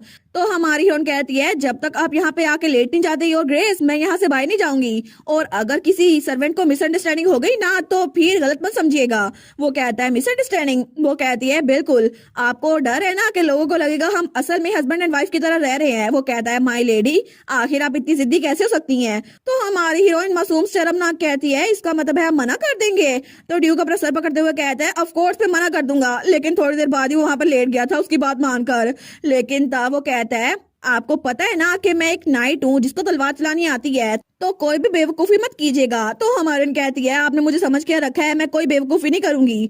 ड्यूक कहता है ठीक है, अभी के लिए मैंने आपको बस यही कहना था, तो आप बस मैं सोने लगा हूँ, अब यहाँ से जाएं। लेकिन हमारी हीरोइन ने तो मुंह फुला लिया था। वो सोचती है आखिर हमेशा ये मुझसे ऐसे बात क्यों करता है, लेकिन चलो मैं इसकी हेल्प कर ही देती हूँ। तो तभी उसका हाथ पकड़ लेती है। तो ड्यूक कहता है किया आपने मेरा हाथ क्यों पकड़ा? तो हमारी हीरोइन कहती है बस थोड़ी देर के लिए, जब तक आप सो नहीं जाते ना तब तक मैं आपका हाथ पकड़े हुए हूँ। ड्यूक कहता है नहीं इसकी कोई जरूरत नहीं है, मैं बिल्कुल ठीक हूँ। लेकिन तभी उसको सुकून महसूस हो रहा था और तभी उसको नींद भी आ रही थी। तो हमारी हीरोइन उसके हाथ को देखती है। वो सोचती है इसका हाथ तो मेरे हाथ से बड़ा है या फिर मेरा हाथ ही छोटा है। लेकिन चलो ऐसा लगता है कि ड्यूक थोड़ा रिलैक्स हो गया है और वो तो ड्यूक के हाथ को आराम से हिला रही थी। तो वो सोचती है बस ड्यूक आराम से नींद पूरी कर ले। और तभी ड्यूक उसकी आंखें बंद हो रही थी। वो दिल में सोचती है ये तो इतना बड़ा हो गया है और वैसे भी एक अडल्ट है, लेकिन मुझे यकीन नहीं होता कि पूरी जिंदगी इसको आराम से नींद नहीं आई और ये करवटें बदलता हुआ सोता था। लेकिन अगर मैं इसकी हेल्प कर सकती हूँ ना तो मैं यही करूंगी। और थोड़ी देर बाद जब वो ड्यूक को देखती है ना तो ड्यूक तो आराम सोया हुआ था, लेकिन उसको वो बड़ा प्यारा लग रहा था। वो सोचती है अच्छा हुआ ना ये सो गया, लेकिन ये सोता हुआ बिल्कुल किसी पपी की तरह लगता है और कितना हैंडसम है। लेकिन थोड़ी देर बाद ही वो उसके कमरे से बाहर निकल आई थी। वो सोचती है कितना अजीब लग रहा है, जब मैंने नावल में इसके बारे में पढ़ा था तो मैंने इसके बारे में इतना नहीं सोचा था, लेकिन अब जब मैं इसको देख रही हूँ तो मुझे पता चल रहा है कि कर्ज की वजह से किसी की जिंदगी कितनी ज्यादा खराब हो सकती है और इतनी छोटी सी डिटेल उसकी वजह से इसकी पूरी जिंदगी बर्बाद हो गई थी। इसी वजह से अब मैं इसे बिल्कुल भी किसी बुक के करैक्टर की तरह ट्रीट नहीं कर सकती। लेकिन तब वहां से गुजर रही थी तो वहां से उसको आवाज आती है अब क्या? तो जब वो नीचे देखती है तो वहां पे कुछ मेड्स थी। तो वहां पे 2 मेड्स बातें कर रही थी। तो हमारी हीरोइन उनको छुप कर देखती है। वो कहती है तुमने फिर से सिमोना के साथ अपनी शिफ्ट एक्सचेंज कर लिया है? वो कहती है बिल्कुल, उसके बच्चों को देखने के लिए कोई भी नहीं था ना, इसी वजह से। तो दूसरी कहती है हाँ मैंने भी सुना था कि उसके हस्बैंड के एंकल पे चोट आ गई है। लेकिन तब वो लोग बातें करते हुए वहां जा रही थी। तो हमारी सोचती है ये मेड्स आधी रात को यहाँ पर घूम रही हैं, लेकिन क्या मैं नीचे जाऊं? तो वो मेड कहती है बिल्कुल मुझे भी ऐसा लगता है, लेकिन उसकी हेल्प करने से अच्छा लगता है। और वो लोग तो इधर उधर की गॉसिप्स कर रही थी। लेकिन तभी हमारे सोचती है मुझे लगता है मुझे जाके इनको हेलो बोलना चाहिए, लेकिन शायद ये माइंड ना कर जाए। तो तभी एक और मेड वहां पर आती है। वो कहती है तुम लोग आधी रात को यहाँ पर क्या कर रही हो, तुम लोग को इस वक्त यहाँ पर नहीं होना चाहिए। तो वो मेड्स कहती हैं क्या? तो वहां पे जो मेड आई थी उसके ब्राउन बाल थे। वो कहती है हेड बटलर ने कहा था कि आधी रात को यहाँ पे सेंट्रल स्टेयर्स पे बिल्कुल नहीं घूमना। क्या तुम लोग को बात समझ नहीं आ रही? तो वो मेड्स कहती है तुम्हारे बारे में क्या, तुम यहाँ पर क्यों घूम रही हो? वो कहती है मैं तो हर ग्रेस के कमरे में हॉट वाटर पहुंचाने के लिए आई थी। तो हमारी हीरोइन सोचती है अच्छा तो जो मेड्स मेरे कमरे में असाइन की गई है ना ये उनमें से कोई एक होगी। लेकिन तभी वो आगे वाली मेड कहती है ये लो मैंने पानी गर्म कर दिया था, इसको ले जाओ। तो वो वाली मेड कहती है लेकिन ये तो बिल्कुल ठंडा हो गया है, उनके कमरे में तो गर्म पानी दे रहा था। तो वो मेड कहती है मैंने गर्म किया था लेकिन अब ठंडा हो गया तो मैं क्या करूं? तो ब्राउन बालों वाली मेड कहती है तो उसको जाके दोबारा गर्म कर लाओ ना, क्या वो पूरी रात ठंडा पानी पियेंगी? तो वो वाली मेड जो 2 खड़ी थी ना वो कहती हैं अगर तुम्हें ये खुद करना है तो खुद कर लो, हम तुम्हारे नौकर नहीं है, यहाँ पर काम करते हैं, तुम्हारे लिए काम नहीं करते। और फिर वो उसको बातें सुना के वहां जा रही थी। लेकिन पीछे ब्राउन वाली मेड उस पानी को देखती है। वो कहती है मुझे लगता है कि मुझे खुद किचन में जाके इसको गर्म करना पड़ेगा। और मुड़ के उन मेड्स की तरफ देखकर सोचती है वैसे भी ये किसी काम की नहीं है। लेकिन हमारी उन सोचती है सच में ये आधी रात को मेरे लिए किचन में जा रही है पानी गर्म करने के लिए। मुझे लगता है कि अगली बार जब ये वापस आएगी ना मेरे कमरे में तो मैं इसको थैंक यू बोलूंगी। और तब वो मेड वहां से जा रही थी। लेकिन हमारी यहाँ तो बड़ी खुश थी कि चलो कोई तो मेड अच्छी निकली यहाँ पर, और क्या पता फ्यूचर में ये मेरे साथ लॉयल बन जाए और अच्छा होगा ना कि मैं इसके साथ अच्छा सलूक करूं। लेकिन तभी वो मेड वहां पर रुकती है और ऊपर देखती है, जैसे उसको पता था कि हमारी कैरेट वहां पर खड़ी है, इसी वजह से उसने ये सब कुछ किया। और तब हमें अगली सुबह का सीन दिखा रहता है जब हमारी हीरोइन तो स्माइल करके फिर से ड्यूक के पास पहुंच गई थी। वो कहती है गुड मॉर्निंग योर ग्रेस। तो ड्यूक बेचारा वो उसको देखता है, वो कहता है गुड मॉर्निंग। तो हमारी सोचती है चलो अच्छा हुआ इसने रेस्ट तो कर लिया, ऐसा लगता है ये प्रैक्टिकली ग्लो कर रहा है। लेकिन तब उसको क्रेवेट बांधते हुए कहती है कि आज मैं कोई डिफरेंट डिजाइन यूज करूं। वो कहता है मुझे माफ कीजिएगा कल के लिए माय लेडी। हमारन कहती है कल के लिए, लेकिन क्यों? वो कहता है मुझे माफ कीजिएगा कि मैं आपके सामने ही सो गया, हालांकि आप मेरे कमरे में आई थी। वो कहती है माफी मांगने की क्या जरूरत थी, मैंने ही तो कहा था कि जब तक आप सो नहीं जाते मैं वहां पे रुकूंगी। वो कहता है लेकिन फिर भी। हमारी ओर स्माइल करती है, वो सोचती है चलो अच्छा हुआ इसको पता चल गया कि मेरे वहां होने की वजह से आराम से हो सकता है, लेकिन अगर ऐसे चलता रहा ना फिर तो इसको मेरी आदत हो जाएगी और कम से कम 1 साल के लिए तो ये मुझे कहीं नहीं जाने देता। और तब दोपहर के वक्त ड्यूक अपने ऑफिस में था तो वो फिर से वहां पे पहुंच गई थी। तो ड्यूक कहता है माई लेडी आखिर आप मेरे ऑफिस में क्या कर रही हैं? वो कहती है मैं तो बस बोर हो रही थी, यही बात है, और मैं यहाँ पर एक बुक लेकर आई हूँ। तो ड्यूक कहता है लेकिन मुझे अपने भी तो काम करने हैं ना। वो कहती है ठीक है मैं आपको डिस्टर्ब नहीं करूंगी, मैं तो बस यहाँ पे आपके पास बैठ के बुक पढ़ूंगी। और तभी वहां पे एक सोफा ढूंढती है और वहां पे बैठ जाती है। वो कहती है बस जल्दी जल्दी बुक पढ़ूंगी और आप अपना काम कर सकते हैं, मैं आपको डिस्टर्ब नहीं करूंगी। तो ड्यूक कहता है ठीक है, लेकिन तब वो बेचारा कंफ्यूज होकर अपना ही काम कर रहा था, लेकिन हमारी हीरोइन अपनी बुक पढ़ी थी। तो वो वहां पर देखती है, वो सोचती है मैं तो क्रेवेट को मारने के और तरीके सीखने के लिए ये बुक लेकर आई थी, लेकिन ऐसा लगता है कि इलस्ट्रेशन किसी काम की नहीं है और ये ओवरऑल ड्राइंग्स कैसी हैं। लेकिन तभी वो बुक पढ़ते पढ़ते ड्यूक की तरफ देखती है, वो सोचती है इन ड्राइंग्स को देखने से अच्छा है कि मैं ड्यूक को ही देख लूं। और ड्यूक तो वहां पे अपना काम कर रहा था, तो वो सोचती है ड्यूक को देखकर तो लगता है ये बड़ा ही ज्यादा हैंडसम है। लेकिन तभी ड्यूक की नजर उस पर पड़ती है, वो कहता है क्या आपको कुछ चाहिए माय लेडी? हमारी कहती है नहीं ऐसा कुछ भी नहीं है, मैं तो बस आपको इसलिए देख रही थी क्योंकि आप बड़े हैंडसम है, इसी वजह से मैं दूसरी तरफ नहीं देख पाई। तो ड्यूक कहता है क्या? लेकिन उसकी बात सुनकर एक बार फिर से हमारा ड्यूक ब्लश करने लग गया था। वो कहता है आपको ऐसी चीजें नहीं कहनी चाहिए हर किसी से। तो हमारे कहती है कि आप बिल्कुल भी नहीं, मैं हर किसी से ये बात नहीं कहती, मेरा स्टैंडर्ड बहुत ज्यादा ऊंचा है और वैसे भी मैं ऐसे ही हर किसी की तारीफ नहीं कर देती। तो ड्यूक कहता है अच्छा। लेकिन तभी दरवाजे पे दस्तक होती है और वहां पे लियोन आया था। वो कहता है कैप्टन ट्रेनिंग शेड्यूल जो आपने रिक्वेस्ट किया था ना। लेकिन तभी हमारी एलिट उसको देखती है, वो कहती है सर लियोन। तो लियोन कहता है गुड डे योर ग्रेस। तो ड्यूक सोचता है क्या सर लियोन, इसको इसका नाम पता है? तो तब लियोन उसके पास आता है, वो कहता है योर ग्रेस आपने जो शेड्यूल मांगा था ना मैं वो ले आया हूँ। तो ड्यूक कहता है ठीक है मैं इसको देखता हूँ, तब तक के लिए आप यहाँ पे इंतजार करें। वो कहता है जी सर। लेकिन तब हमारी एनेट कहती है सर लियोन मैं आपकी मोम की शॉप पे रुकी थी, क्या उन्होंने मेंशन किया था? वो कहता है जी बिल्कुल, मेरी मोम तो तब से मुझे कही जा रही है कि डचेस आई थी मेरी शॉप पर, वो तो हर किसी को बता रही है कि उन्होंने आपके साथ खाना खाया था और वो बड़ी खुश थी। और इसके अलावा वो तो इस बात पे भी बड़ी खुश थी कि आपने उनके खाने की तारीफ की है। तो हमारी कहती है अच्छा मुझे कोई आइडिया नहीं था। लेकिन ड्यूक बेचारे को तो बड़ी जलसी हो रही थी। तो लियोन कहता है वो तो हर किसी को बता रही है, लेकिन अगर आपको दोबारा मौका मिला ना तो दोबारा जरूर आइएगा। तो एनेट कहती है मैं असल में सोच रही थी वहां जाके दोबारा खाना खाऊं क्योंकि बड़ा डिलीशियस था, लेकिन क्या मैं दोबारा जाके खाना खा सकती हूँ? तो ड्यूक को तो बड़ा ही जरा गुस्सा आ रहा था उन दोनों की बात करने की वजह से। तो लियोन कहता है ऑफ कोर्स ये हमारा ऑनर होगा कि आपको सर्व करेगी और ग्रेस। लेकिन तभी ड्यूक की तो बस हो गई थी। वो कहता है सर लियोन। तो लियोन कहता है जी कैप्टन। तो ड्यूक कहता है 1 घंटे बाद वापस आना। वो कहता है क्या? लेकिन आपने तो कहा था आप अभी इसको रिव्यू कर देंगे। तो ड्यूक कहता है निकलो यहाँ से, मेरी बात मानो और निकलो यहाँ से। तो वो कहता है क्या जी सर मैं चलता हूँ। वो सोचता है क्या मैंने कुछ गलत कर दिया। लेकिन तभी जब लियोन वहां से चला गया था ना तो पीछे ड्यूक वो उस डॉक्यूमेंट को देखते हुए कहता है ऐसा लगता है आप नाइट्स के बहुत क्लोज हो गई हैं। तो हमारी कहती है अच्छा सर लियोन के, वो तो मेरे साथ ही आए थे ब्लैनहम जब मैं अपने कैपिटल से आई थी ना तब। लेकिन तब वो ड्यूक से कहती है by the way sir Leon कितने साल के हैं? तो हमारा हीरो कहता है आप क्यों पूछ रही हैं? वो कहती है वो तो पहले ही बड़े यंग लगते हैं, लेकिन ऐसा लगता है कि वो बिल्कुल एक छोटे से लड़के हैं, वो तो बड़े क्यूट से है ना, आपको नहीं लगता वो क्यूट है? तो ड्यूक तो ये बात सुनकर बिल्कुल ब्लैंक होके रह गया था। वो कहता है आपने कहा क्यूट? तो हमारी कहती है ओ डियर क्या आपको अच्छा नहीं लगा कि मैंने आपके नाइट को क्यूट कहा? वो कहता है नहीं आपने कहा था कि आप हर किसी की तारीफ नहीं कर देती। वो कहती है क्या हुआ? तो ड्यूक कहता है वैसे भी आपको उसकी तारीफ करने की जरूरत नहीं है, और वैसे भी छोटे बच्चों को क्यूट कहते हैं, वो तो एक ग्रोन अप मैन है, आप उसको क्यूट नहीं कह सकती। लेकिन तब तो ड्यूक का पूरा मूड खराब हो गया था। तो हमारी सोचती है क्या इसको अच्छा नहीं लगा कि मैंने इसके नाइट को क्यूट कहा, शायद इसी वजह से ये मुंह बना के बैठा हुआ है। लेकिन आखिर इसमें मसला ही क्या था? बेचारी एनेट तुम्हें क्या पता कि ड्यूक को तुम्हारी वजह से जेलसी हो रही है। आखिर तुम ये बात कब समझोगी? थोड़ी ही देर बाद हमें हमारी हीरोइन दिखा जाती है जो कि अपने कमरे में वापस आ गई थी और कोई चीज लिख रही थी। तो वो सोचती है पता नहीं ड्यूक ने मुझे वहां से बाहर क्यों निकाल दिया।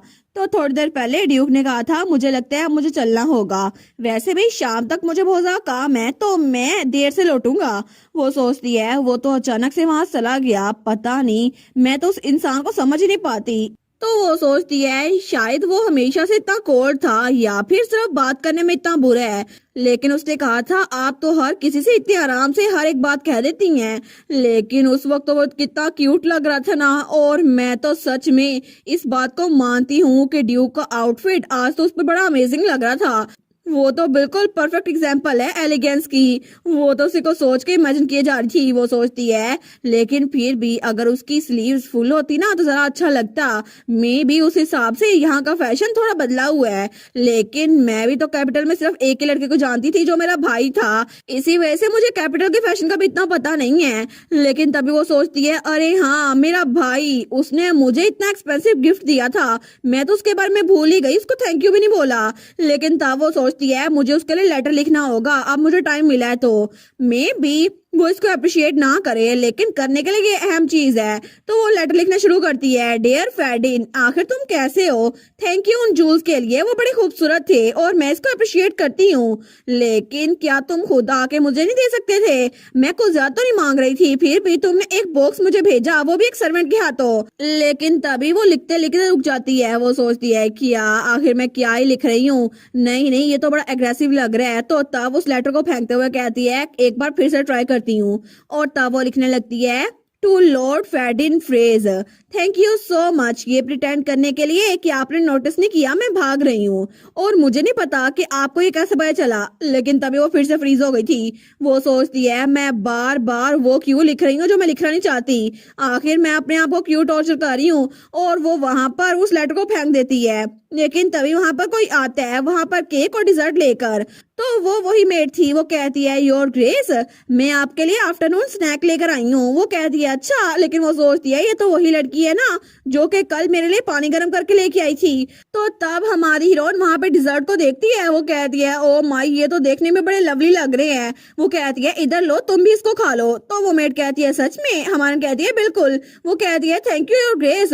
लेकिन हमारी हीरोइन तो उसको खा रही थी। वो सोचती है कितना डिलीशियस है ना, मुझे लगा नहीं था कि नॉर्थ में फ्रेश फ्रूट मुझे मिलेंगे, लेकिन इतने ठंडे इन्वायरमेंट में भी यहाँ पर फ्रूट मिल रहे हैं। और थोड़ी देर बाद उसने सारा कुछ खत्म कर लिया था, लेकिन तब उसका पेट भर गया था। तो वो सोचती है अब मेरा दिमाग काम करना शुरू करेगा। लेकिन तब वो फिर से लेटर लेकर बैठ गई थी।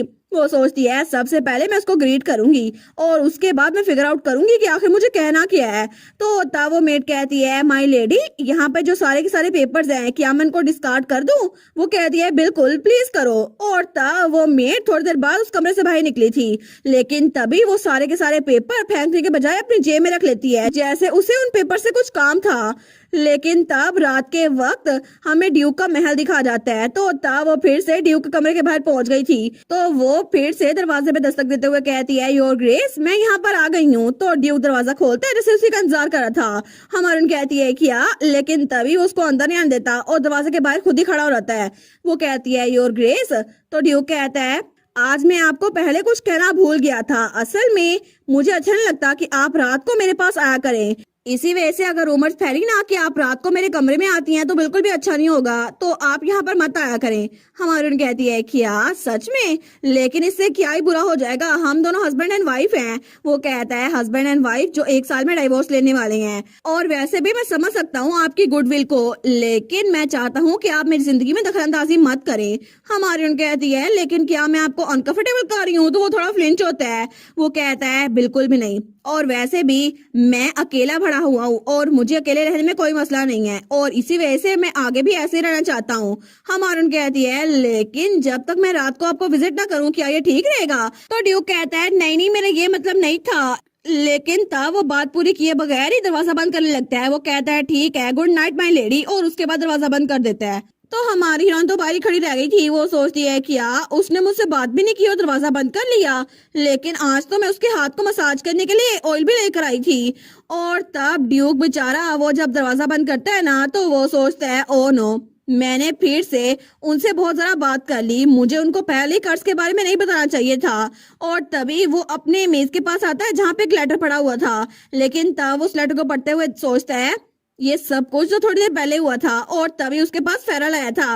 वो कहता है आपको पता है हमने रूमर सुनी है कि वो मार्कोस की असल बेटी नहीं है। असल में उनकी वाइफ का कहीं भी अफेयर था, इसी वजह से वो मार्कोस की बेटी नहीं है। और तब वो ड्यूक से कहता है ये सब कुछ पता होने के बावजूद भी क्या आप उनको वापस भेज देंगे? हमारी बेचारी डचीज वो सच में मार्कोस की बेटी नहीं है, तो आखिर मार्कोस के कर्म की सजा उनको क्यों मिल रही है? तो ड्यूक उस लेटर को मरोड़ते हुए सोचता है क्या उसने कहा हमारी डचीज? लेकिन दूसरी तरफ पैरल बेचारा उसको तो बड़ी कपकपी हो रही थी। तो वो उस लेटर को फेंकते हुए सोचता है चाहे कुछ भी हो जाए, चाहे रूमर्स जैसी मर्जी हो, मुझे फर्क नहीं पड़ता। मार्कोस कभी ना कभी उसको यूज करेगा, चाहे एक तरह से या दूसरी तरह से। और अगर उसने अपने फादर को ये बात जाकर बता दी कि मैं किसी लड़की को हाथ लगाऊंगा तो वो लड़की मर जाएगी, तो इस तरह ब्लैनहम वो तो क्योस में आ जाएगा ना, जो मैं होने नहीं दूंगा। लेकिन तभी वो खिड़की से बाहर देखकर सोचता है बिल्कुल मेरे फादर ने भी यही महसूस किया था। और तब उसे याद आता है जब वो छोटा था तो उसका फादर वो खिड़की के बाहर देखकर बहुत ज्यादा चिल्ला रहा था। वो कहता है नहीं मेरा बेटा नहीं, आखिर ये कार्ड्स मेरे बेटे को कैसे मिल सकता है? मुझे पता है कि मैंने ड्रैगन के साथ कॉन्ट्रैक्ट किया था, लेकिन आखिर मेरी वजह से, मेरे खून की वजह से मेरे बेटे लोइस को ये कार्ड्स क्यों मिला है? क्या मेरा बेटा भी पूरी जिंदगी इसी वजह से तड़पता रहेगा? तो उसका बेटा वो कमरे के बाहर से उसको देख रहा था, लेकिन उसका डैड तो चिल्लाई जा रहा था ऐसा नहीं हो सकता, प्लीज इस कॉन्ट्रैक्ट को तोड़ दो। लेकिन तब वो सोचता है मेरे फादर के पास कोई चॉइस नहीं थी, मगर मेरे पास चॉइस है। मैं इस कर्स ब्लड लाइन को मेरे साथ ही खत्म कर दूंगा।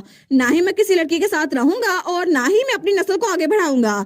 और वैसे भी विंटर तो अभी बहुत ज्यादा फैला हुआ है, इसी वजह से टाइम जल्दी गुजर जाएगा और जल्दी स्प्रिंग आ जाएगी, तो फिर कोल्डनेस थोड़ी कम हो जाएगी। लेकिन वो सोचता है पता नहीं एनेट को यहाँ पर नॉर्थ की स्प्रिंग देखकर कैसा लगेगा, क्योंकि यहाँ पे भी फूल खिलेंगे। लेकिन तभी उसे याद आता है जब हमारी एनेट ने कहा था केक तो बड़ा लवली है लेकिन मुझे स्ट्रॉबेरी जरा पसंद है, मुझे सच में फ्रूट्स बहुत ज्यादा पसंद है। तो एनेट को सोचते ही हमारे ड्यूक के चेहरे पे स्माइल आ जाती है। वो सोचता है हालांकि वो सिर्फ केक पे स्ट्रॉबेरीज की बात कर रही थी, लेकिन उसकी आंखें जगमगा रही थी। और जब भी वो किसी से बात करती है ना तो उसकी आंखें स्माइल कर रही होती हैं और उसकी प्यारी सी आवाज बिल्कुल अच्छी लगती है।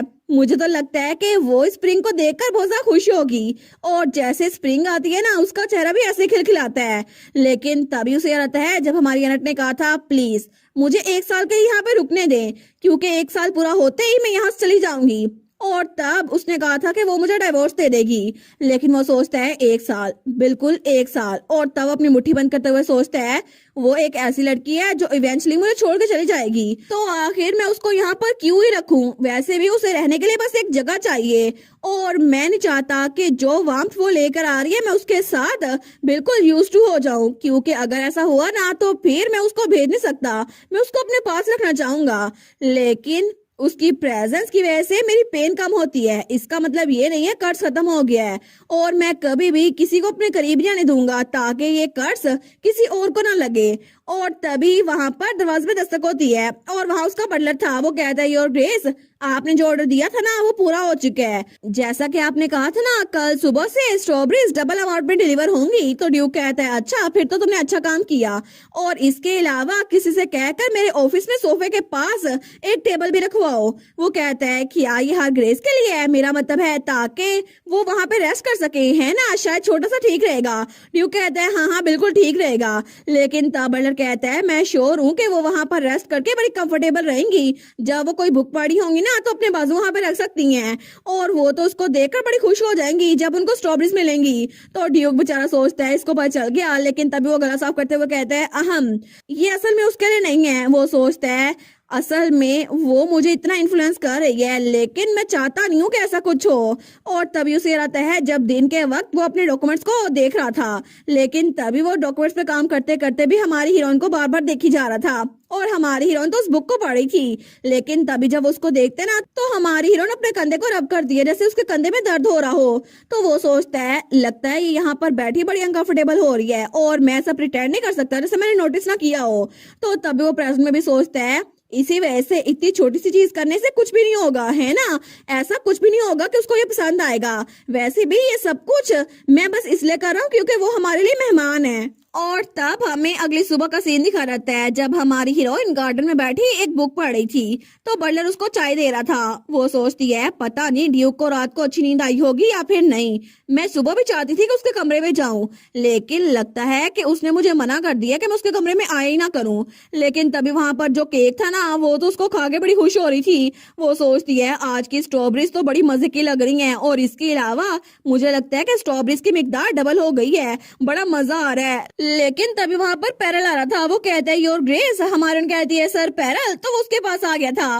वो कहती है हम तो बहुत लंबे अरसे बाद मिल रहे हैं, आप कहाँ पर थे? वो कहता है मैं तो थोड़ी देर के लिए काम के लिए शहर से बाहर गया था और इसी वजह से मैं अब लौटा हूँ। लेकिन तभी पीछे से कोई अपना गला साफ करता हुआ कहता है अहम। तो हमारी एनेट वहां पर देखती है, वहां पर ड्यूक था पैरल के पीछे ही, और वो भी उसको छुप के देख रहा था। तो हमारन कहती है योर ग्रेस, क्या आप वाकई लिए बाहर निकले हैं? तो हमारा ड्यूक कहता है मैं तो वॉच टावर की तरफ जा रहा था। तो वो उसको देखकर सोचती है मुझे लगता है कि थोड़ा सा काम डाउन हो गया होगा, लेकिन इसके चेहरे का एक्सप्रेशन देखकर लगता है कि अभी भी इसका मूड अच्छा नहीं लग रहा। और वैसे भी आज इसने क्रेवेट बिल्कुल नहीं पहना, ऐसा लगता है कि इसको अच्छा नहीं लगता क्रेवेट। तो तब पीछे से पैरल कहता है आई गेस कि आप पढ़ रही थी, लेकिन आप कौन सी बुक पढ़ रही हैं? वो कहती है मैं तो कुक बुक पढ़ रही हूँ, ये देखो। लेकिन तभी ड्यूक भी उस बुक की तरफ देखते हैं तो पैरल भी कहता है अच्छा क्या मैं टाइटल देख सकता हूँ? लेकिन जब वो टाइटल पढ़ता है ना, तो वहां पे लिखा हुआ था सोर एसपीज, जिसकी वजह से एक वाइफ अपने हस्बैंड का दिल जीत सकती है। लेकिन ड्यूक ये टाइटल सुनते ही खांसने लग जाता है। तो तब वो कहता है आखिर आपको ये सारी किताबें मिलती कहाँ से है जो आप ये पढ़ती रहती हैं? और वो बेचारा तो ब्लश करा था। तो हमारन कहती है ये तो मुझे आपके कैसल की लाइब्रेरी से मिली है। वो सोचती है मैं तो बस क्यूरियस हो रही थी कि ड्यूक को कौन सी डिशेस पसंद होगी, जैसे कि टोमेटो स्टू, इसी वजह से। लेकिन वो बुक रखते हुए कहती है मोर इम्पोर्टेंटली अगर आप लोग वॉच टावर की तरफ जा रहे हैं तो क्या मैं भी आपके साथ ज्वाइन हो सकती हूँ? तो ड्यूक उसको देखते हैं, वो तो ब्लश करा था, वो उम्मीद करा था वो उसके साथ आए, और थोड़ी देर बाद वो तीनों इकट्ठे जा रहे थे। लेकिन तब हमारा ड्यूक कहता है आजकल मौसम बड़ा ठंडा है, तो ये अच्छा होगा कि आप अपने कमरे में बैठ के रीडिंग किया करें। वो कहती है कितना अजीब है ना, क्योंकि मुझे तो कमरे में बड़ी ज्यादा ठंड लगती है। वो कहता है क्या मतलब? हमारुन कहती है शायद इसी वजह से, क्योंकि किसी ने मुझे मना कर दिया मैं उसको विजिट ना किया करूं। वो कहता है वो तो सिर्फ रात के लिए अप्लाई होता है ना। तो तभी पैरल कहता है योर ग्रेस, आखिर आपका इस बात से क्या मतलब है? तो हमारी एनेट उसको कुछ बताने लगती है, लेकिन तभी वो कहते हैं अगर आपका कमरा बिल्कुल अनकंफर्टेबल है ना, तो प्लीज आप मेरे ऑफिस में आ जाया करें, मैं आपके लिए सीट क्लियर करवा दूंगा। तो ड्यूक कहता है तुम मेरे ऑफिस में रह सकती हो। लेकिन तब बेचारा पैरल तो उदास हो गया था। वो सोचता है मेरी अभी सामने बेइज्जती कर दी इन्होंने। लेकिन हमारी कहती है क्या सच में मैं आपके ऑफिस में आ सकती हूँ? तो वो कहता है बिल्कुल, लेकिन आज दोपहर में बाहर रहूंगा। वो कहती है कल के बारे में क्या? ड्यूक कहता है कल भी। वो कहती है सच में, लेकिन अगर आप मुझे अवॉइड करने के लिए ऑफिस से बाहर जा रहे हैं तो कोई जरूरत नहीं है, मैं आपके ऑफिस में नहीं आऊंगी। वो कहता है नहीं नहीं, आपको गलतफहमी हो गई है, असल में कल का दिन तो ट्रेनिंग सेशन है जो कि मैंने सबके साथ लेना है, इसी वजह से मैं ट्रेनिंग ग्राउंड में होऊंगा, तो मैं ऑफिस में ही आ पाऊंगा। वो कहती है सच में ग्रुप ट्रेनिंग होगी, तो क्या मैं भी आके देख सकती हूँ? तो तब पैरल कहता है जी बिल्कुल, लेकिन ड्यूक कहता है बिल्कुल नहीं। तो तभी पैरल और ड्यूक एक दूसरे को घूरी जा रहे थे। तो पैरल सोचता है मुझे लगता है कि मुझे अपनी जुबान बंद ही रखनी चाहिए। तो ड्यूक कहता है ये सिर्फ रूटीन इंस्पेक्शन है, कुछ ज्यादा इंटरटेनिंग नहीं है, और एग्जैक्टली कोई बाहर वाला वहां आके देख नहीं सकता। वो कहती है बाहर वाला? लेकिन तब वो बेचारी उदास होते हुए कहती है कितनी बुरी बात है ना, मैं तो आपकी वाइफ हूँ योर ग्रेस, लेकिन फिर भी आप मुझे बाहर वाले कह रहे हैं। तो ड्यूक कहता है क्या? लेकिन तब हमारी एनेट कहती है वैसे भी आपकी जगह जो आपका प्रॉक्सी आया था ना, जिसने मुझे वेडिंग रिंग पहनाई थी, वो देखे यहीं पर खड़ा हुआ है, फिर भी आप मुझे आउटसाइडर कह रहे हैं। और इसके अलावा ये रिंग देखे, मुझे अभी भी याद है कि सर पैरल ने मेरे हाथ पे रिंग पहनाई थी। लेकिन ड्यूक तो पीछे बड़ा गुस्से में आ रहा था। वो सोचता है अच्छा तो ये वेडिंग रिंग थी, इसको तो मुझे खुद पहनाना चाहिए था। लेकिन हमारन कहती है ये बात सच है ना सर पैरल? वो कहता है जी और ग्रेस वेल। तो हमारन कहती है चाहे कुछ भी हो जाए, मुझे लगता है कि नए डचेस के तौर पर मुझे उनको इंट्रोडक्शन देनी चाहिए, और ऐसा लगता है ये परफेक्ट टाइमिंग है क्योंकि सब लोग इकट्ठे होंगे। तो ड्यूक कहता है इंट्रोडक्शन? वो कहती है योर ग्रेस, कहीं ऐसा तो नहीं है कि आप हमेशा मुझे सीक्रेट रखना चाहते हैं ताकि मैं कभी किससे मिलूं ही ना? लेकिन ड्यूक सोचता है ओ नो, मैंने कभी भी इस घर में डचेस लाने के बारे में सोचा ही नहीं था, इसी वजह से मैंने कभी इस बारे में कुछ नहीं सोचा कि मैं अपने नाइट से अपनी वाइफ को इंट्रोड्यूस करवाऊंगा। लेकिन इस तरह तो मैं सच में बहुत ज्यादा बुरा हस्बैंड बन जाऊंगा। तो हमारा कहती है आप मुझे बेवकूफ नहीं बना रहे हैं ना योर ग्रेस, क्योंकि आप तो सच में अपनी वाइफ के साथ ऐसा नहीं कर सकते है ना। तो ड्यूक कहता है ठीक है, बस कल दोपहर को तुम आ जाना, मैं तुम्हें सबसे मिलवा दूंगा। तो हमारी हीरोइन तो बड़ी खुश हो गई थी, वो कह दिया वंडरफुल, फिर तो मुझे इंतजार ही नहीं हो रहा। और तब थोड़ी देर बाद वो कहती है ठीक है अब मैं चलती हूँ, मुझे कुछ काम याद आ गया। और उसके बाद वो तो खुशी खुशी वहां से जा रही थी, लेकिन पीछे ड्यूक और पैरल थे। तो ड्यूक कहता है पैरल, पैरल कहता है जी कैप्टन। तो ड्यूक कहता है सारे के सारे नाइट्स को अभी ट्रेनिंग ग्राउंड में जमा करो। वो कहता है जी, लेकिन हम लोग तो वॉच टावर की तरफ नहीं जा रहे थे। तो ड्यूक उसको घूर के कहता है मैंने तुम्हें क्या बोला है, क्या तुम मेरी बात मानोगे नहीं? और क्या तुम चाहते हो कि डचेस डिसअपॉइंट हो जाए, या फिर तुम चाहते हो कि उसको लगे हम लोग मार्कोस के नाइट से ज्यादा स्ट्रॉन्ग नहीं है? तो पैरल कहता है जी जी बिल्कुल, मैं अभी सर हेड्रिक को कहता हूँ कि सारे के सारे नाइट्स को बुला लें। तो ड्यूक कहता है बिल्कुल, सबसे कहना कि अपने आर्मर पहन के आए, मैं सबको खुद इंस्पेक्ट करूंगा। लेकिन तब वो कहता है इसके अलावा पूरे के पूरे ट्रेनिंग ग्राउंड की सफाई करवाओ, वहां पे मुझे कोई भी डस्ट का पार्टिकल नजर नहीं आना चाहिए। वो कहता है जी कैप्टन, जैसा आप कहें।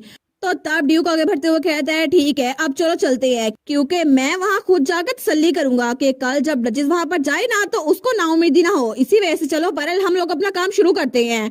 और बेचारा ड्यूक, उसको तो इसी बात की टेंशन थी कि हमारी हीरोइन को बुरा ना लग जाए, लेकिन अभी भी इसको लगता है कि ये हमारी हीरोइन से दूर रह सकता है। हालांकि ऐसा कुछ भी नहीं होने वाला, क्योंकि फ्यूचर में तो ये सच में हमारी हीरोइन के पीछे पागल होने वाला है।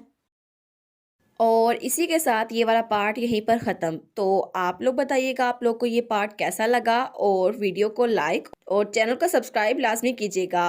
बाकी वीडियोस का लिंक भी स्क्रीन पर नज़र आ रहा होगा, तो काइंडली उनको भी चेकआउट कर ले। और thank you so much for watching my videos. Stay safe, bye bye.